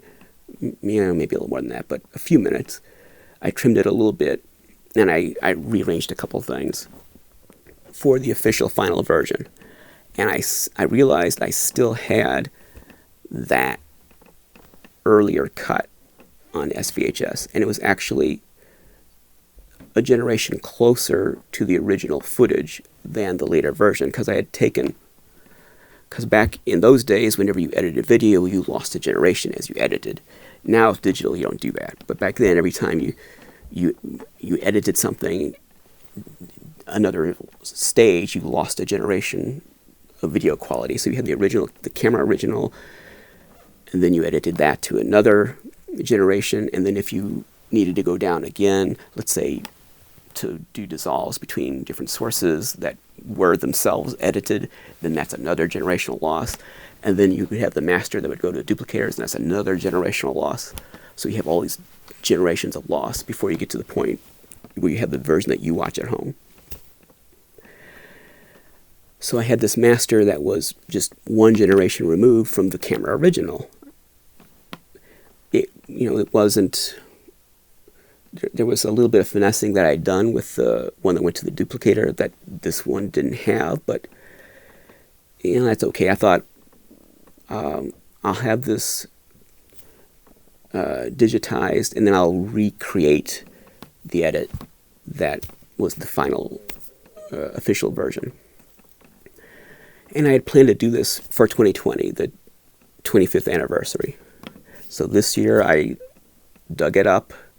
I was afraid maybe it wouldn't play, maybe the tape had deteriorated. I was ready for the production house I sent it to tell me we can't transfer this, it's deteriorated, there's no picture on it. But no, they did a fine job. They digitized it and did a great job of transferring it. And then when I looked at it, I realized, this really doesn't, I like this the way it is. I think this is better than the version I released in 1995. I'm not going to cut this or mix it around or anything. This is that original vision that I had for it when I made this first edit. That was the correct one. I don't know why I changed it before. So I didn't change anything. I said, let's put this full-length original version out there. I spent a few weeks working in Adobe Premiere to clean up every shot. I applied noise reduction to every shot, and particularly anytime there's red, there's a lot of noise whenever there's red on the screen. So I gave special attention to those shots, being careful not to go too far to the point where I made everything look like it was like a bad filter on like a Snapchat filter on a phone where it makes your face look like wax. I didn't want to go that far. I didn't want to lose too much detail because standard definition, there's not a lot of detail in the first place. Particularly S-VHS standard definition, there's not a lot of resolution there to work with. So I was careful not to over-apply the noise reduction, but I did the best I could with noise reduction and color correction, and then putting the audio through a compressor and some filters and EQ to fix that, and trying to level everything out to make as good a presentation as I could. That's the version you just saw. Still a little bit of video noise because, like I said, I didn't want to overdo it with the correction to the point where it looked unnatural. And I think a little bit of the noise gives it a VHS kind of charm. This is a VHS production, and it has the traits of something that was made in the 90s, very low budget, with VHS level resolution. But I think the colors from that 3-chip camera, that old S-VHS camera, I like the colors. I mean, the resolution's not great, but the colors seem richer than what you're going to see with this 4K digital video you're watching now, which I think everything looks kind of sterile and flat, and you have to go out of your way to put the life and the color back into it. With this S-VHS camera, this 3-chip camera, if there's one good thing about that, it was that vibrant color. It seems very alive, which is something that's kind of missing, I think, with the modern digital cameras. You have to go in post-production to try to put that color and that life back into it. Overall, I'm very happy with how this 25th anniversary edition turned out. I think realistically, it looks and sounds great. If I sent it to Lucasfilm, I'm sure they would make it look and sound much better. But given the resources that I've got, I think it's pretty decent. You can tell me whether you agree or not. So I think that's enough of me giving my commentary on the film. So let's now go to the panel discussion. You're going to hear from Andrew Williams, Jim Tudor, and Ken Raquel. They are 3 of the collectors that you saw in the documentary. One of the collectors that had a lot of screen time, Bob Monco, is unfortunately no longer with us. He has passed away. And some of the other people that you saw in the video have also passed away. I can think of at least 2 others that I know are no longer with us. One was in an early cut, and he's not in the cut you just saw. His name was Denny, and he owned Decades of Toys. So you see his shop in the video, but you don't see him. He's unfortunately passed away, and that's too bad. We shot a lot of stuff in his store, and a lot of the toys that you saw, a lot of the loose 90s era, 80s, 90s era toys came from his store. And Jim Tudor, in addition to being on camera, he also helped me with a lot of the production duties. So did Andy. I remember Jim and I being in Decades of Toys, the shop, and Denny being there. And we did an interview with him. We didn't use it, but he helped a lot. And we spent many hours in that shop setting up a little studio area and shooting all these toys. And unfortunately, he's no longer with us. He's passed away. Bob Monco was quite a character. I remember the first time I went to Bob Monco's house. It was mind-blowing. He had toys all over. He had toys on the kitchen sink, like on the countertop. If you had to watch your step because there were toys everywhere, and there were things I'd never seen before. As you may remember from this interview, he had some very unique high-end pieces, and that doesn't even begin to describe the kind of stuff he had. He had just stacks and stacks of very rare, expensive toys. Things I didn't even know existed. Because I'd grown up with the Aurora glow kits, the square boxes, I didn't even know that there were long boxes from the 60s. I never saw them. The first time I became aware of them was going to Bob Monco's house and seeing his array of long boxed Aurora kits. I don't even know how many he had. I'm sure he had dozens. And everything, it wasn't like a collection so much as it was more like a warehouse. It was all inventory because he was a dealer. He sold. He wasn't accumulating this stuff to put it on a shelf. He wanted to sell this stuff. And I mean, if anyone had what he had back then, today, good grief, I mean, it'd be worth at least $100,000 easily. You know, probably lowballing it. But he was just the magic toy man back then. He was the guy for rare toys that you couldn't get anywhere else. The rare toy that no one else had was probably lying in Bob's kitchen sink. If you were not careful walking around his house, you might step on it.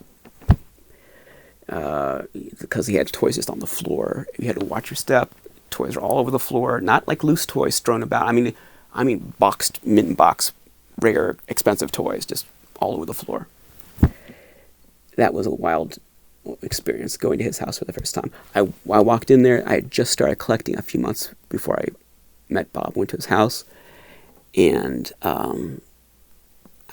I went in with my modest little collection. I didn't take them with me. I mean, as a collector, what I had at the time was a modest collection of things like Secret Wars, or some old, the Galoob Star Trek Next Generation figures, or stuff like that. And I went to Bob's house, had this experience, and walked out that day with some carded Lincoln Monsters and boxed Mego superheroes. I went shopping, and his prices were very reasonable, even by the standards of the time. I didn't pay much for that stuff. And so I had these mint boxed Mego superheroes, and not exactly mint, but sealed carded Lincoln Monsters. I had great stuff. I came away from his house with wonderful stuff. And those were the days. I mean, there's not characters quite like him anymore. I mean, it's different. There's big collectors or big dealers that have all the good stuff, and we can, people who are in the hobby can name the half dozen big shots that have all the good stuff, but it's not quite like it was back then. Bob was a unique character, and I was very sad to hear that he passed away. I don't know exactly what happened to him. Same with Denny, I don't know, but I was very sad to hear that he was no longer with us. The Machinist Hall Toyman show promoter Kent McQuillan has also unfortunately passed away. His son took over running the show, and it's still going strong today, and it's still at Machinist Hall. It's interesting. That's an interesting angle to this after 25 years, not just how things have changed, but who's not here anymore. 25 years is enough time for people to no longer be here. So, I mean, that's kind of gives you some context, to realize not all of your old friends are still with you. But the three people you're about to see, thankfully, are still here. Andrew Williams, who also helped with the production, like the kids you see at the beginning coming down the steps and going to the Christmas tree, that was shot, I believe, in his parents' house. And I think the attic, that's also either in his parents' house or in his own house. I don't remember which. So Andy helped on the production as well. You're going to see Andy, who's a veteran toy collector. The story of the modern toy hobby is wrapped up with this guy, Andrew Williams. He's a major, major toy collector. And he's a great guy, family man, father of two beautiful children, wonderful fellow. And so I know him very well. I know Andrew very well. Jim and Ken, I'm just now catching up with, thanks to this production, after having some contact with Jim over the years, no contact with Ken until recently, just catching back up with the two of them. And they're both great guys as well. And they're also wonderful family men. And all three of them are doing very well in life. And I'm happy to see that. They all turned out good, I think. And Andrew said something to that effect. We all turned out good. And they did. So here is the panel discussion between Andrew Williams, Jim Tudor, and Ken Raquel. Where are they now? Panel discussion with myself moderating and these three collectors from In Love with Toys. Hello, gentlemen. Thank you for joining us today on this Where Are They Now special 25th anniversary segment for In Love with Toys. We have Andrew Williams, Ken Raquel, and Jim Tudor. Hello, everybody. So you've seen a few minutes of the restoration I'm doing on In Love with Toys. I want to know, what are your thoughts on seeing that footage? I'll start with Andrew. Destroy all footage. Okay. It's an essay in how we've all fallen apart, I think, right? Oh my gosh. Hey, Ken, what do you think? Oh wow. It just reminds me of so many different, it's like I said, memory lane, right? I mean, for me, my whole hobby has evolved from them. I still have a tether to the figurines, the action figures that I collected back then. I certainly don't have that collection in its entirety anymore, but my collection has evolved since then. So I've gotten more into the vintage Marvel Mania, DC Comics stuff, and going back to a lot of the comics themselves as the source material. So but watching you guys too, I mean, that just incredible what times were like back then. You'd almost think it's like the golden age, right? I mean, before collections ever became so popular as they are nowadays, everybody's just like, oh, this is what I got. I have this, and this. But I mean, we were at the root of it all back then. Jim, what did you think?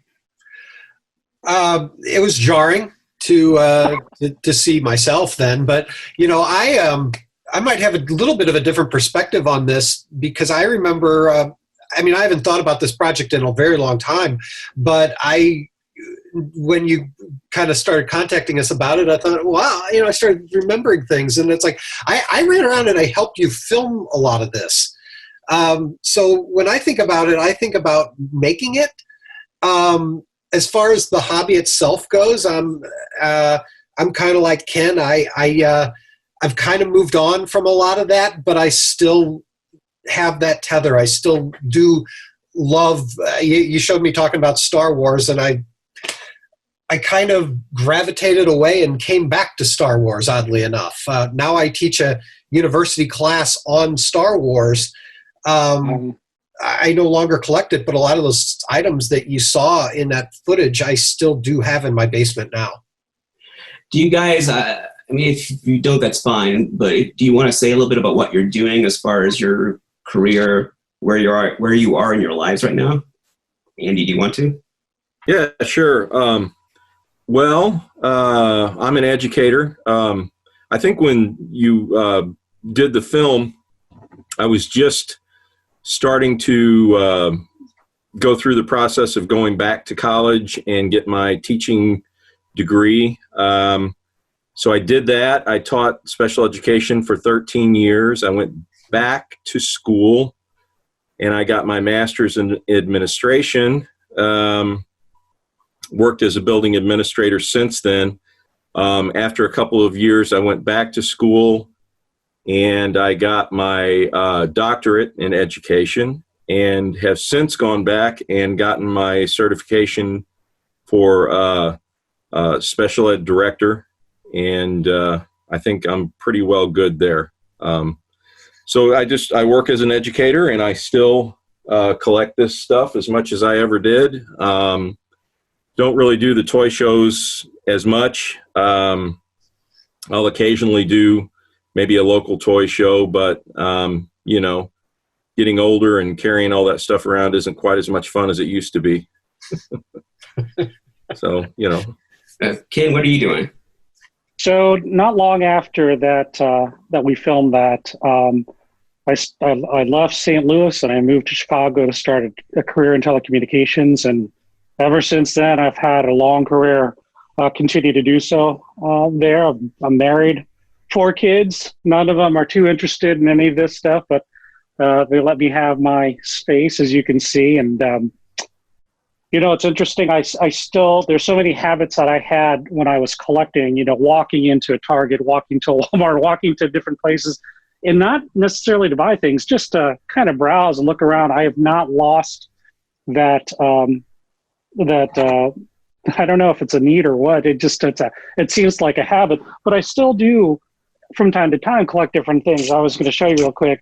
Like, this is a very favorite character of mine, Strong Guy. So picked him up not too long ago. Also the Justice League, and you know, here's a Flash figure that is pretty hard to get. I mean, these things will probably never leave me. Jim, what are you doing now?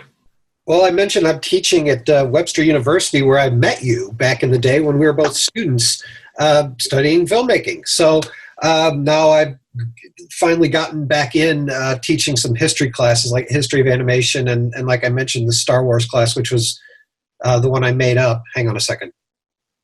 Oh, it froze. I know. Okay. Am I back? Yes. Okay. All right. So yeah, I'm teaching they let me teach a class about Star Wars. I'm going to teach one about comedy films.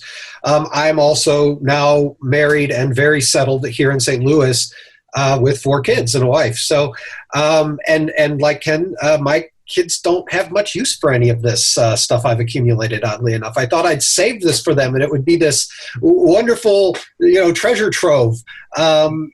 If it isn't a screen with a game or a YouTube video playing, they're generally not interested in a lot of things. And that goes for even the youngest ones. That said, every once in a while they'll find something down in the basement, which is where most of my collection is stored, in boxes. And they'll open it up and beg me to have this, you know, valuable Transformer toy from 1986 that I've been holding on to and nobody's seen. And they'll find it, and I'm like, no. Wait a minute, I'm froze. There you are. Okay, they'll ask me for this toy, and I'll say, no, you can't. You'll just break it. You'll break it, and you won't care about it in 6 hours from now. You know, so it's a lot of me saying no to things that I have put away in boxes, but still have a sentimental spot for somewhere. When I go to a store, I still wander into the toy aisle and like it. I even went to Toyman shows in the years when I wasn't actively collecting, just because I liked it.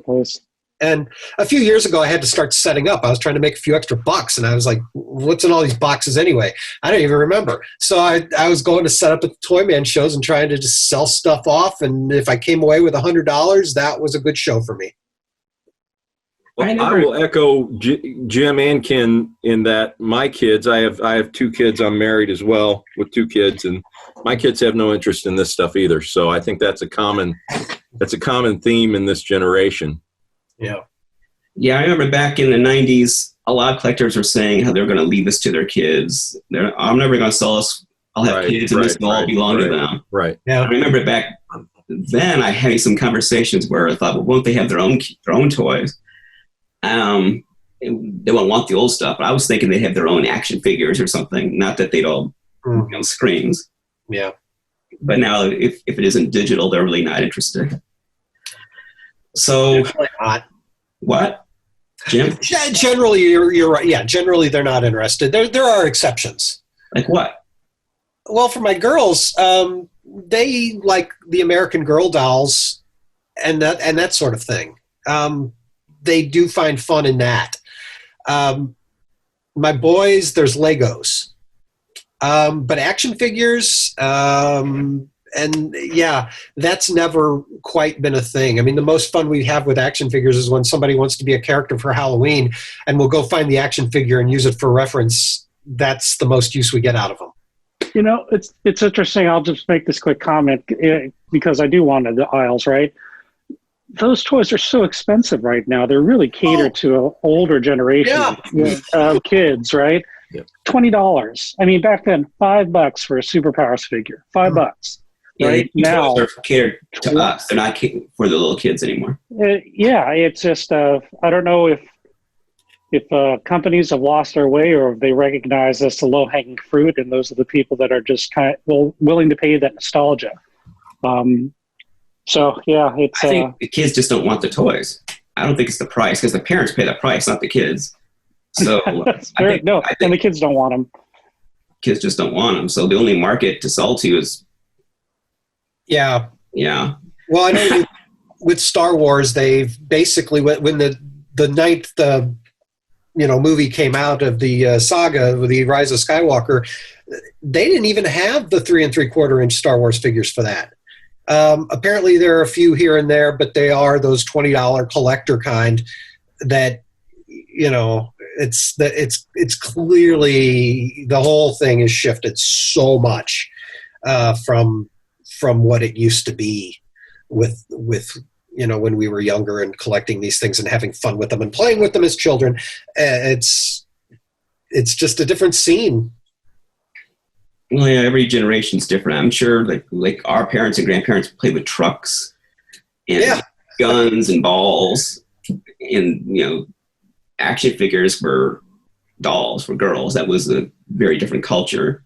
And we came along, we want to play with dolls. And I'm sure the older generation's kind of like, I don't know about that. And we had a good run for like 40 years, and now it's shift. Yeah, everything's virtualized now. I mean, it really is. So we might get back to that in a few minutes, but tell me more about your collecting today, because you're all still, in some degree or another, you're still collecting. None of you are completely out of it. Tell me about how your personal collecting has changed now versus in the 90s, I was going to say, how has collecting in general changed? I think that's a different topic. Tell me about personally, how's your approach to collecting changed now in 2020? We lost you, Jim. There you are. Now in 2020 versus 1995. Andy, you go first. Okay, so I think, I got into the whole collecting thing because of the nostalgia factor as far as the toys that I really loved when I was a kid. And those toys were probably at the top of the heap were the Universal Monsters type toys. And I think that's what initially brought you and I together as far as collecting was concerned anyway. And I think the progression of my collecting was I continued focusing more on Universal Monsters toys, and that led me into mask collecting, Don Post masks and Topstone masks and things like that. And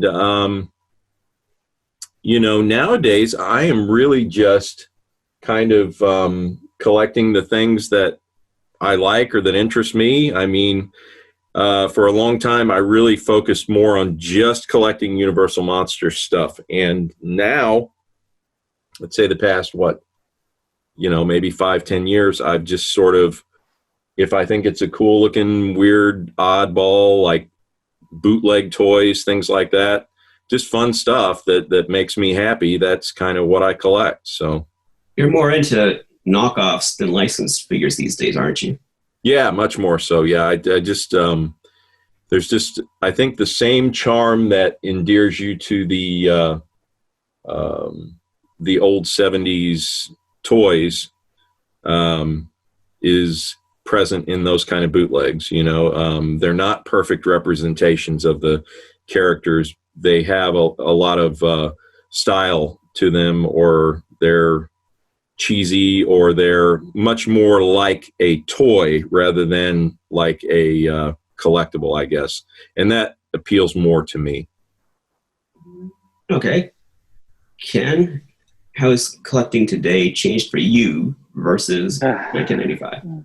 Well, I still have the bug still bites, but from the time filming to now, I've had such a much better disposable income to collect things of greater value, I guess. And as I really did focus around a lot more vintage items, not necessarily hard. Even at the time I started it, they weren't very hard to find, but as things go along, I do have a lot of things that are much harder to find because everybody starts piling in and trying to look back and collect the same things.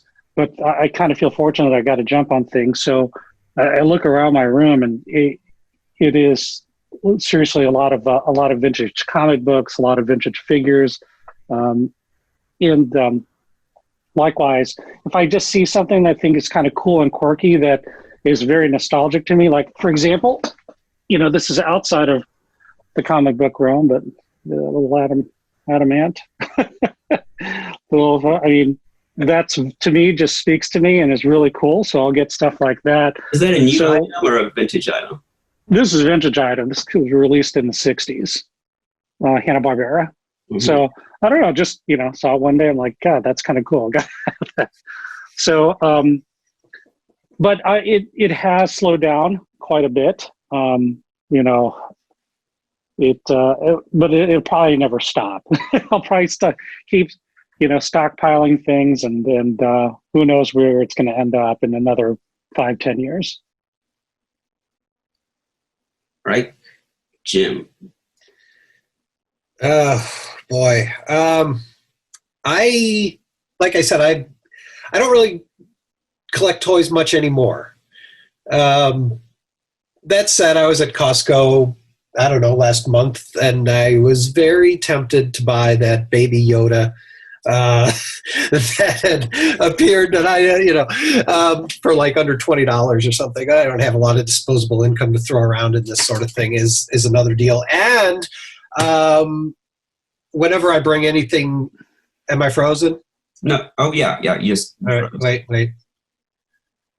There you go. And whenever I bring anything new into the house, my wife is always like, "Oh boy," she's all about decluttering, and so there's this kind of push and pull in our lives about that. Whereas this is my idea of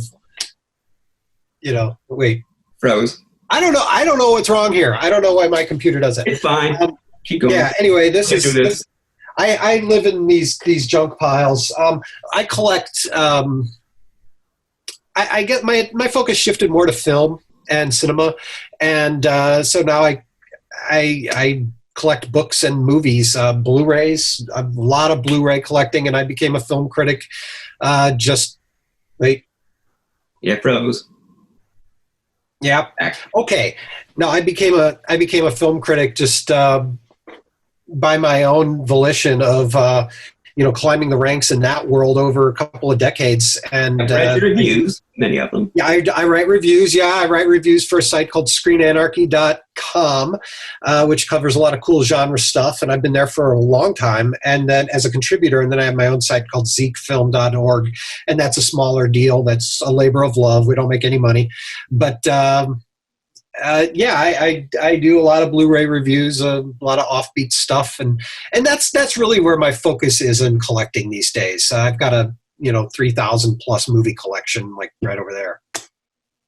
Wow. Yeah, I don't want to talk about me too much in this, but I also have a big DVD Blu-ray collection, about the same number.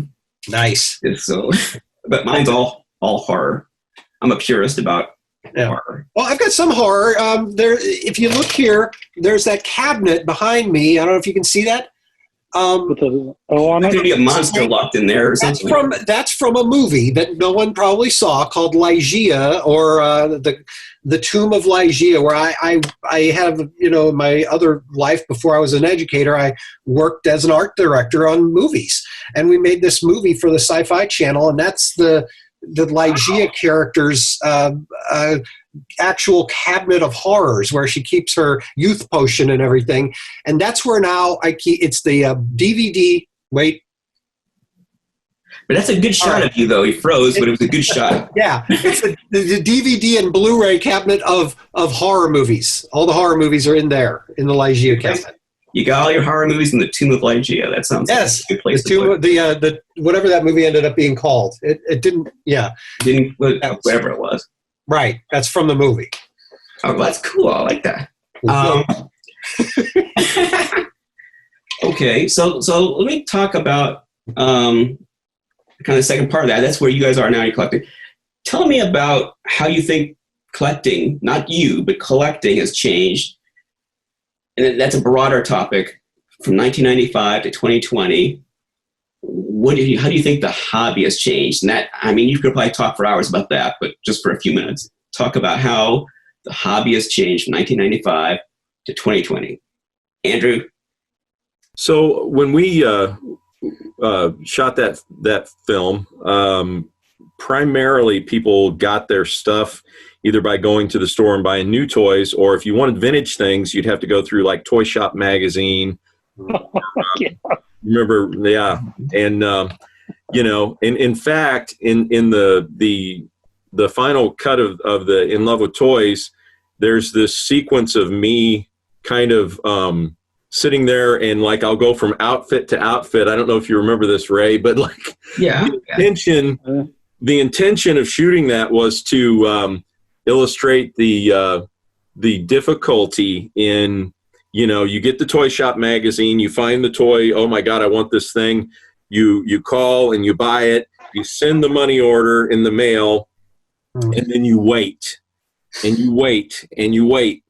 And that there was a lot more waiting and a lot more searching, I think, back in those days. Now, of course, we have the internet, and we have eBay and really Facebook and those kind of social media platforms also are great places to make the world a little smaller and to find things a lot more quickly. So I think that concept of more instant gratification applies to our hobby nowadays as well. Well, eBay is kind of like a faucet you open up and just collectibles come out of it. But you have to pay for it, though. Oh, yeah. So, Ken, how do you think the hobby has changed? It's I agree. The internet, the speed of getting anything you want, you can get, literally. Whereas before, there was such a way. I do remember making those phone calls and calling around the country and trying to find certain things. And now you don't even, it's at the click of a button. So, the romance to collecting, I believe, is completely gone. I mean, the days of going on the pure hunt for something and finally getting it is, I don't think anybody goes through those paces, those satisfying paces of finally getting that great. It is completely different. I guess there's a hunt, but it's not this like it was. It's not the same. It's just not the same, in my opinion. Yeah, I would agree. I mean, of course, it's not the same, and I wouldn't expect it to be the same 25 years later. And I'm back. Hang on, I'm back. There you are. Okay. All right.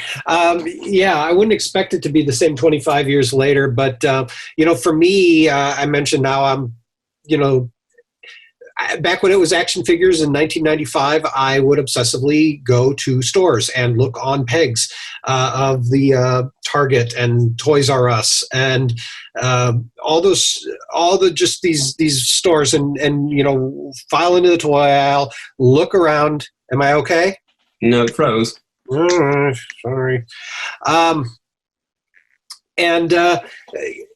to find that one thing, whatever it was, that thing of the moment that I was obsessed with. And when I'd find it, I'd move on to another. Right.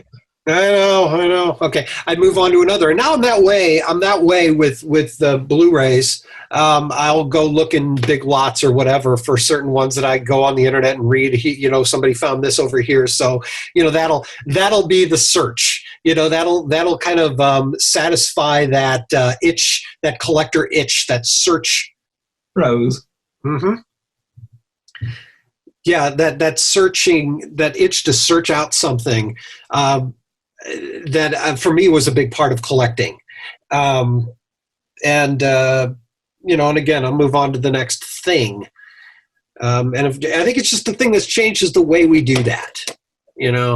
Finding that deal, finding that item that we've been looking for, and going after it, whether it's online or in a store.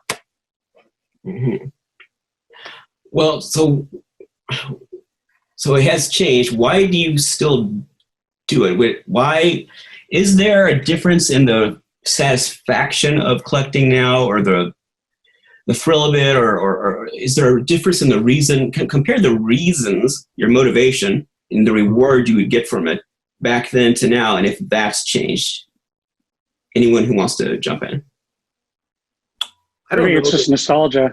I mean, there's so much stuff was it nostalgia when you were in your 20s, though? Yeah. And, when you played back a little bit about that, all harkens back to my mom buying me Amigos once a week. Buy me Amigo, the heroes, everything. And I mean, look at this. I mean, it just represents something that's stuck with me, ever since then. And I can't get away with it. And there's so much to it, but I've honed down to the things I really, really, really like. And I've let go. You wouldn't believe the stuff. And I'm sure the same with you guys, maybe not you even, what's passed through my hands over time, but it doesn't look like it, but I really have narrowed it down to the stuff that I really, really, that speak to me, I guess. Sparks joy. Mm-hmm. Anyone else? How about Andrew? You were going to say something. Well, I forgot the question. Okay. I'm old. So about the thing that gives you reward now, your motivation, why you're collecting, is there any difference between why you were collecting, what gave you satisfaction in the 90s versus the motivation, what gives you satisfaction today, or is it pretty much the same motivation? What's the difference? For me, it's kind of the same, I think. I mean, like, it all boils down to that nostalgia, and I think it all boils down to just like the things that make me happy, I mean, like, I didn't have a single Don Post mask when I was a kid, but I went through the pages of Famous Monsters magazines and wished I had them, so nowadays when I can, afford to buy that stuff, I seek that stuff out, and I've gotten a lot of the things that I wanted when I was a kid. And so I think there's definitely that nostalgia factor, but there's probably more things. There is more things in my collection around me that I did not have as a kid, that I didn't even know about as a kid, that mean a great deal to me now as an adult, just because they're things that I like, I mean, I think I have a real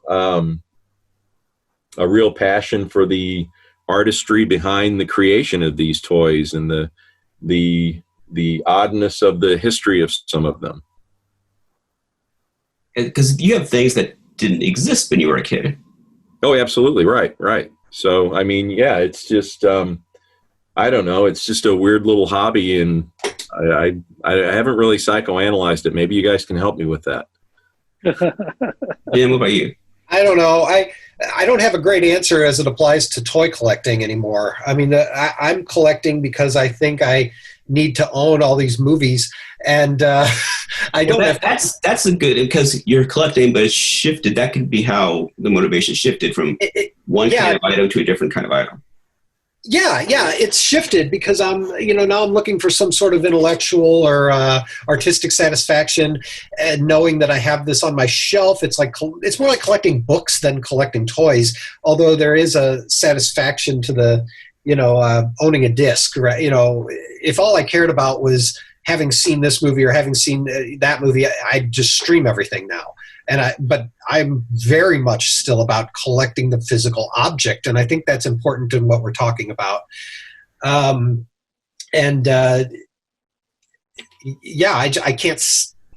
not do it.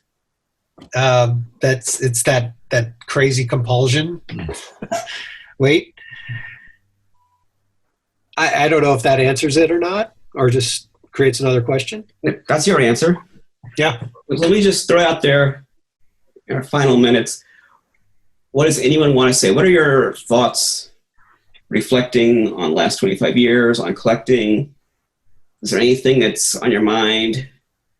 I was thinking about the movie. You'd mentioned a lot of people that are in it are no longer with us, which is sad. And I think, shout out to everybody who's gone that was in it. Some people we knew. And the host, by the way, who was that guy? Do you remember? Oh, Michael Elder. Yeah, and I remember when we were making it, he wasn't a toy collector. That's why he's not with this, because I thought about maybe inviting him to this, but he wouldn't. Okay. I really wanted this to be collector centric. He's not a collector. He's still, as far as I know, he's not a collector, so he wouldn't really be able to offer the same perspectives. He was a friend of mine. He did a great job. Frozen. He did a really great job in that movie of yours, really evoking what it is. I think he was able to tap into whatever it was that makes us do this and love it. Let me tell you, that wasn't easy. So, because he had conversations with me at the time saying, Raymond, I just don't identify with this. I'm not a collector. I don't know why you guys buy these things. Yeah. and because he was a stage actor. Mm-hmm. Who'd been in a lot of production. And he's also had been in student films, independent kind of films. And I'd worked with him on films. That's kind of how I knew him. But then we also started working together. Well, we were at Lindenwood because I was at Webster. I was also at Lindenwood. We were at Lindenwood together for a time. And also we worked at Target for a time. So our paths kept intersecting. Mm-hmm. And we worked on films too. So, but he was definitely a serious actor and very into his craft. And he could identify with all these different kinds of characters, but he was having a lot of trouble identifying with a collector. Like what's my motivation? Why do you do this? Right. I had to have conversations to try to it's kind of like this, it's kind of like that. So it wasn't easy. He put work into that. So yes, he did a very good job. Yeah. Because it wasn't a walkthrough. He really was trying to get into the head, like, what is this all about? Yeah. And invest his narration. And he shot a lot more on-screen stuff than I used. Right. Because when it all came together, it just didn't work with everything else. But he put a lot of effort into it. So he worked very hard on that project. And yes, he did a great job. And I'm glad I had him. And like I said, the only reason he's not here because he's not a collector. I wanted this to be sort of like a collector roundtable. I didn't want him to be like the odd man out. No. But yes, I'd say kudos to him, Michael Elder. He did an excellent job. Anyone else have any thoughts on the film, on collecting, on life today? Yeah, it's life today's a little different. Yeah, it's completely different. It's fun to look back on that. The good start of a bookend. I don't consider this the other side of the bookend. I kind of feel like I'm still in the middle. Mm-hmm. Be interesting to see where things progress in the next 10, 15 years. God willing, I'm still around. Right. But I continue to enjoy doing it. Yeah, I'm at the point in life where you're thinking, how many years do you got? Like 20, 30, 40? I don't know. I don't know. What was I doing 20, 30, 40 years ago? It doesn't seem like that long ago. It's I don't know. I think the end of the road starts coming a little closer. Well, inevitably. Here's the thing I remember when we were filming it. I worked at a comic book store, and we shot a little bit of stuff at the comic book store in South County where I worked. And you spotted the Dairy Queen down the way, and it was like, we're going to Dairy Queen. And it's like this just came back in my mind last week. I don't know why I remembered it, but I'm just sharing it now. It was like there was no humor in this. It's like there was no humor in this. There was just Dairy Queen. We're going, and that's where we ended up. All right. I don't know. So it's that filmmaker's focus, Ray, that made this thing what it is, and Dairy Queen was a part of that. Oh, when I work on a project, I'm no fun to be around. I didn't say that. I'll say that. It's okay. I'm not saying I'm much of a joy the rest of the time, but if I'm working on something. Yeah. Let's see here. Okay. We shot some of the footage, like the Christmas morning footage at my mom and dad's house, didn't we? Yeah. And there was even some footage in the attic, I think, as I recall. There was some. Yeah. So that's the thing that sticks out to me. That and like God, what was the dime store that we set up? Franklin? Yeah, it was Ben Franklin, wasn't it? Ben Franklin. Yeah. So we shot some. Yeah, that was important to me. I lost it. There was Ben Franklin and Webster Groves by the college. And that was important to me to have that scene at the end with all the old toys on the shelves. I mean, that was cool. I wish we could have had twice as many toys in the bigger area, but I think it came off pretty good. Very well. And I think that was sort of the core. I wanted to make the movie around that. If I couldn't have had that scene, I probably wouldn't have done everything else around it. I think that was the heart of the thing. And then everything else that was the mothership, and everything else orbited around that. Sort of built up to that at the end. I don't know if today people looking at that scene, I don't know what it does for them. I think at the time I thought it was, pretty cool. And hopefully people will like it when they see it now. This thing's gotten a lot of views. So you know that this has been on YouTube for many years, but it's been an old VHS copy, which looks horrible, and the sounds sounds terrible. Because I got so down and out that I sold my last VHS copy of this film for $20. I needed the $20 more than I needed the last copy of my film. I have mine. So I didn't have one. So I had to buy back just to have a watchable copy. Some years later, there was one on eBay. There was a couple of them on eBay, and they actually sold for like $75, $85. Get out of here. Mm-hmm. Good grief. And so I had to pay that much to get your own movie? Wow. You should have called, man. I've got one too. No kidding. So I paid that much to get this thing. And then, then when YouTube came along, I was able to, I don't know how I did it, but I digitized the VHS copy, but it was used. The picture quality was horrible. The sound was worn out and warbly, like an old school movie. And that was back in the days when you could only do like 10-minute segments on YouTube, so it was split up. I didn't put the whole thing. I think I left a few parts out. No, you did it in chunks. Yeah, and then some of those have got tens of thousands of views.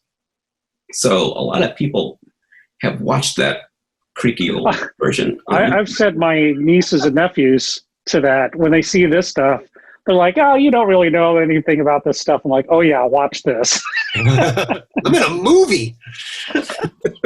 This was distributed. A friend of mine in New York emailed me, I guess like late 90s, and said, "Oh, there's a store that's got your video in it." It was like a retail, it's not a comic book shop, but like an actual store. Sounds like I'm prejudiced against comic book shop. Like a chain kind of store. So it got around. It got out there. It got a distributor. I never saw any money from it, but it got a distributor, and the distributor kept the master. They didn't send me the master back. So finally, luckily, the master I'd sent them was a second generation. So I had the master, then a copy of that, which I sent out. So I still had the original master, which is what this is being made from. So hopefully this will have a good audience. People will watch it. Maybe you guys will get some feedback. And maybe in 25 years we'll be back again. Okay. With the 50th anniversary. Okay. Any last words before I wrap it up? Anyone, anything? Thank you very much for making this. Thank you very much for being here and putting up with my technical naivete with with Zoom. Yeah. For those watching us years from now, this is 2020. Mm-hmm. This is October 2020. We're in the middle of still the pandemic. So Great pandemic of 2020. yes, everyone's doing everything on Zoom. Mm-hmm. But for this purpose, it's not a bad way to do it. In any case, No, I don't think so. But still, for historical purposes, that we're in the middle of the COVID pandemic, and everyone's on Zoom. Everything's on Zoom. So that's what's happening now as we're recording this. All right.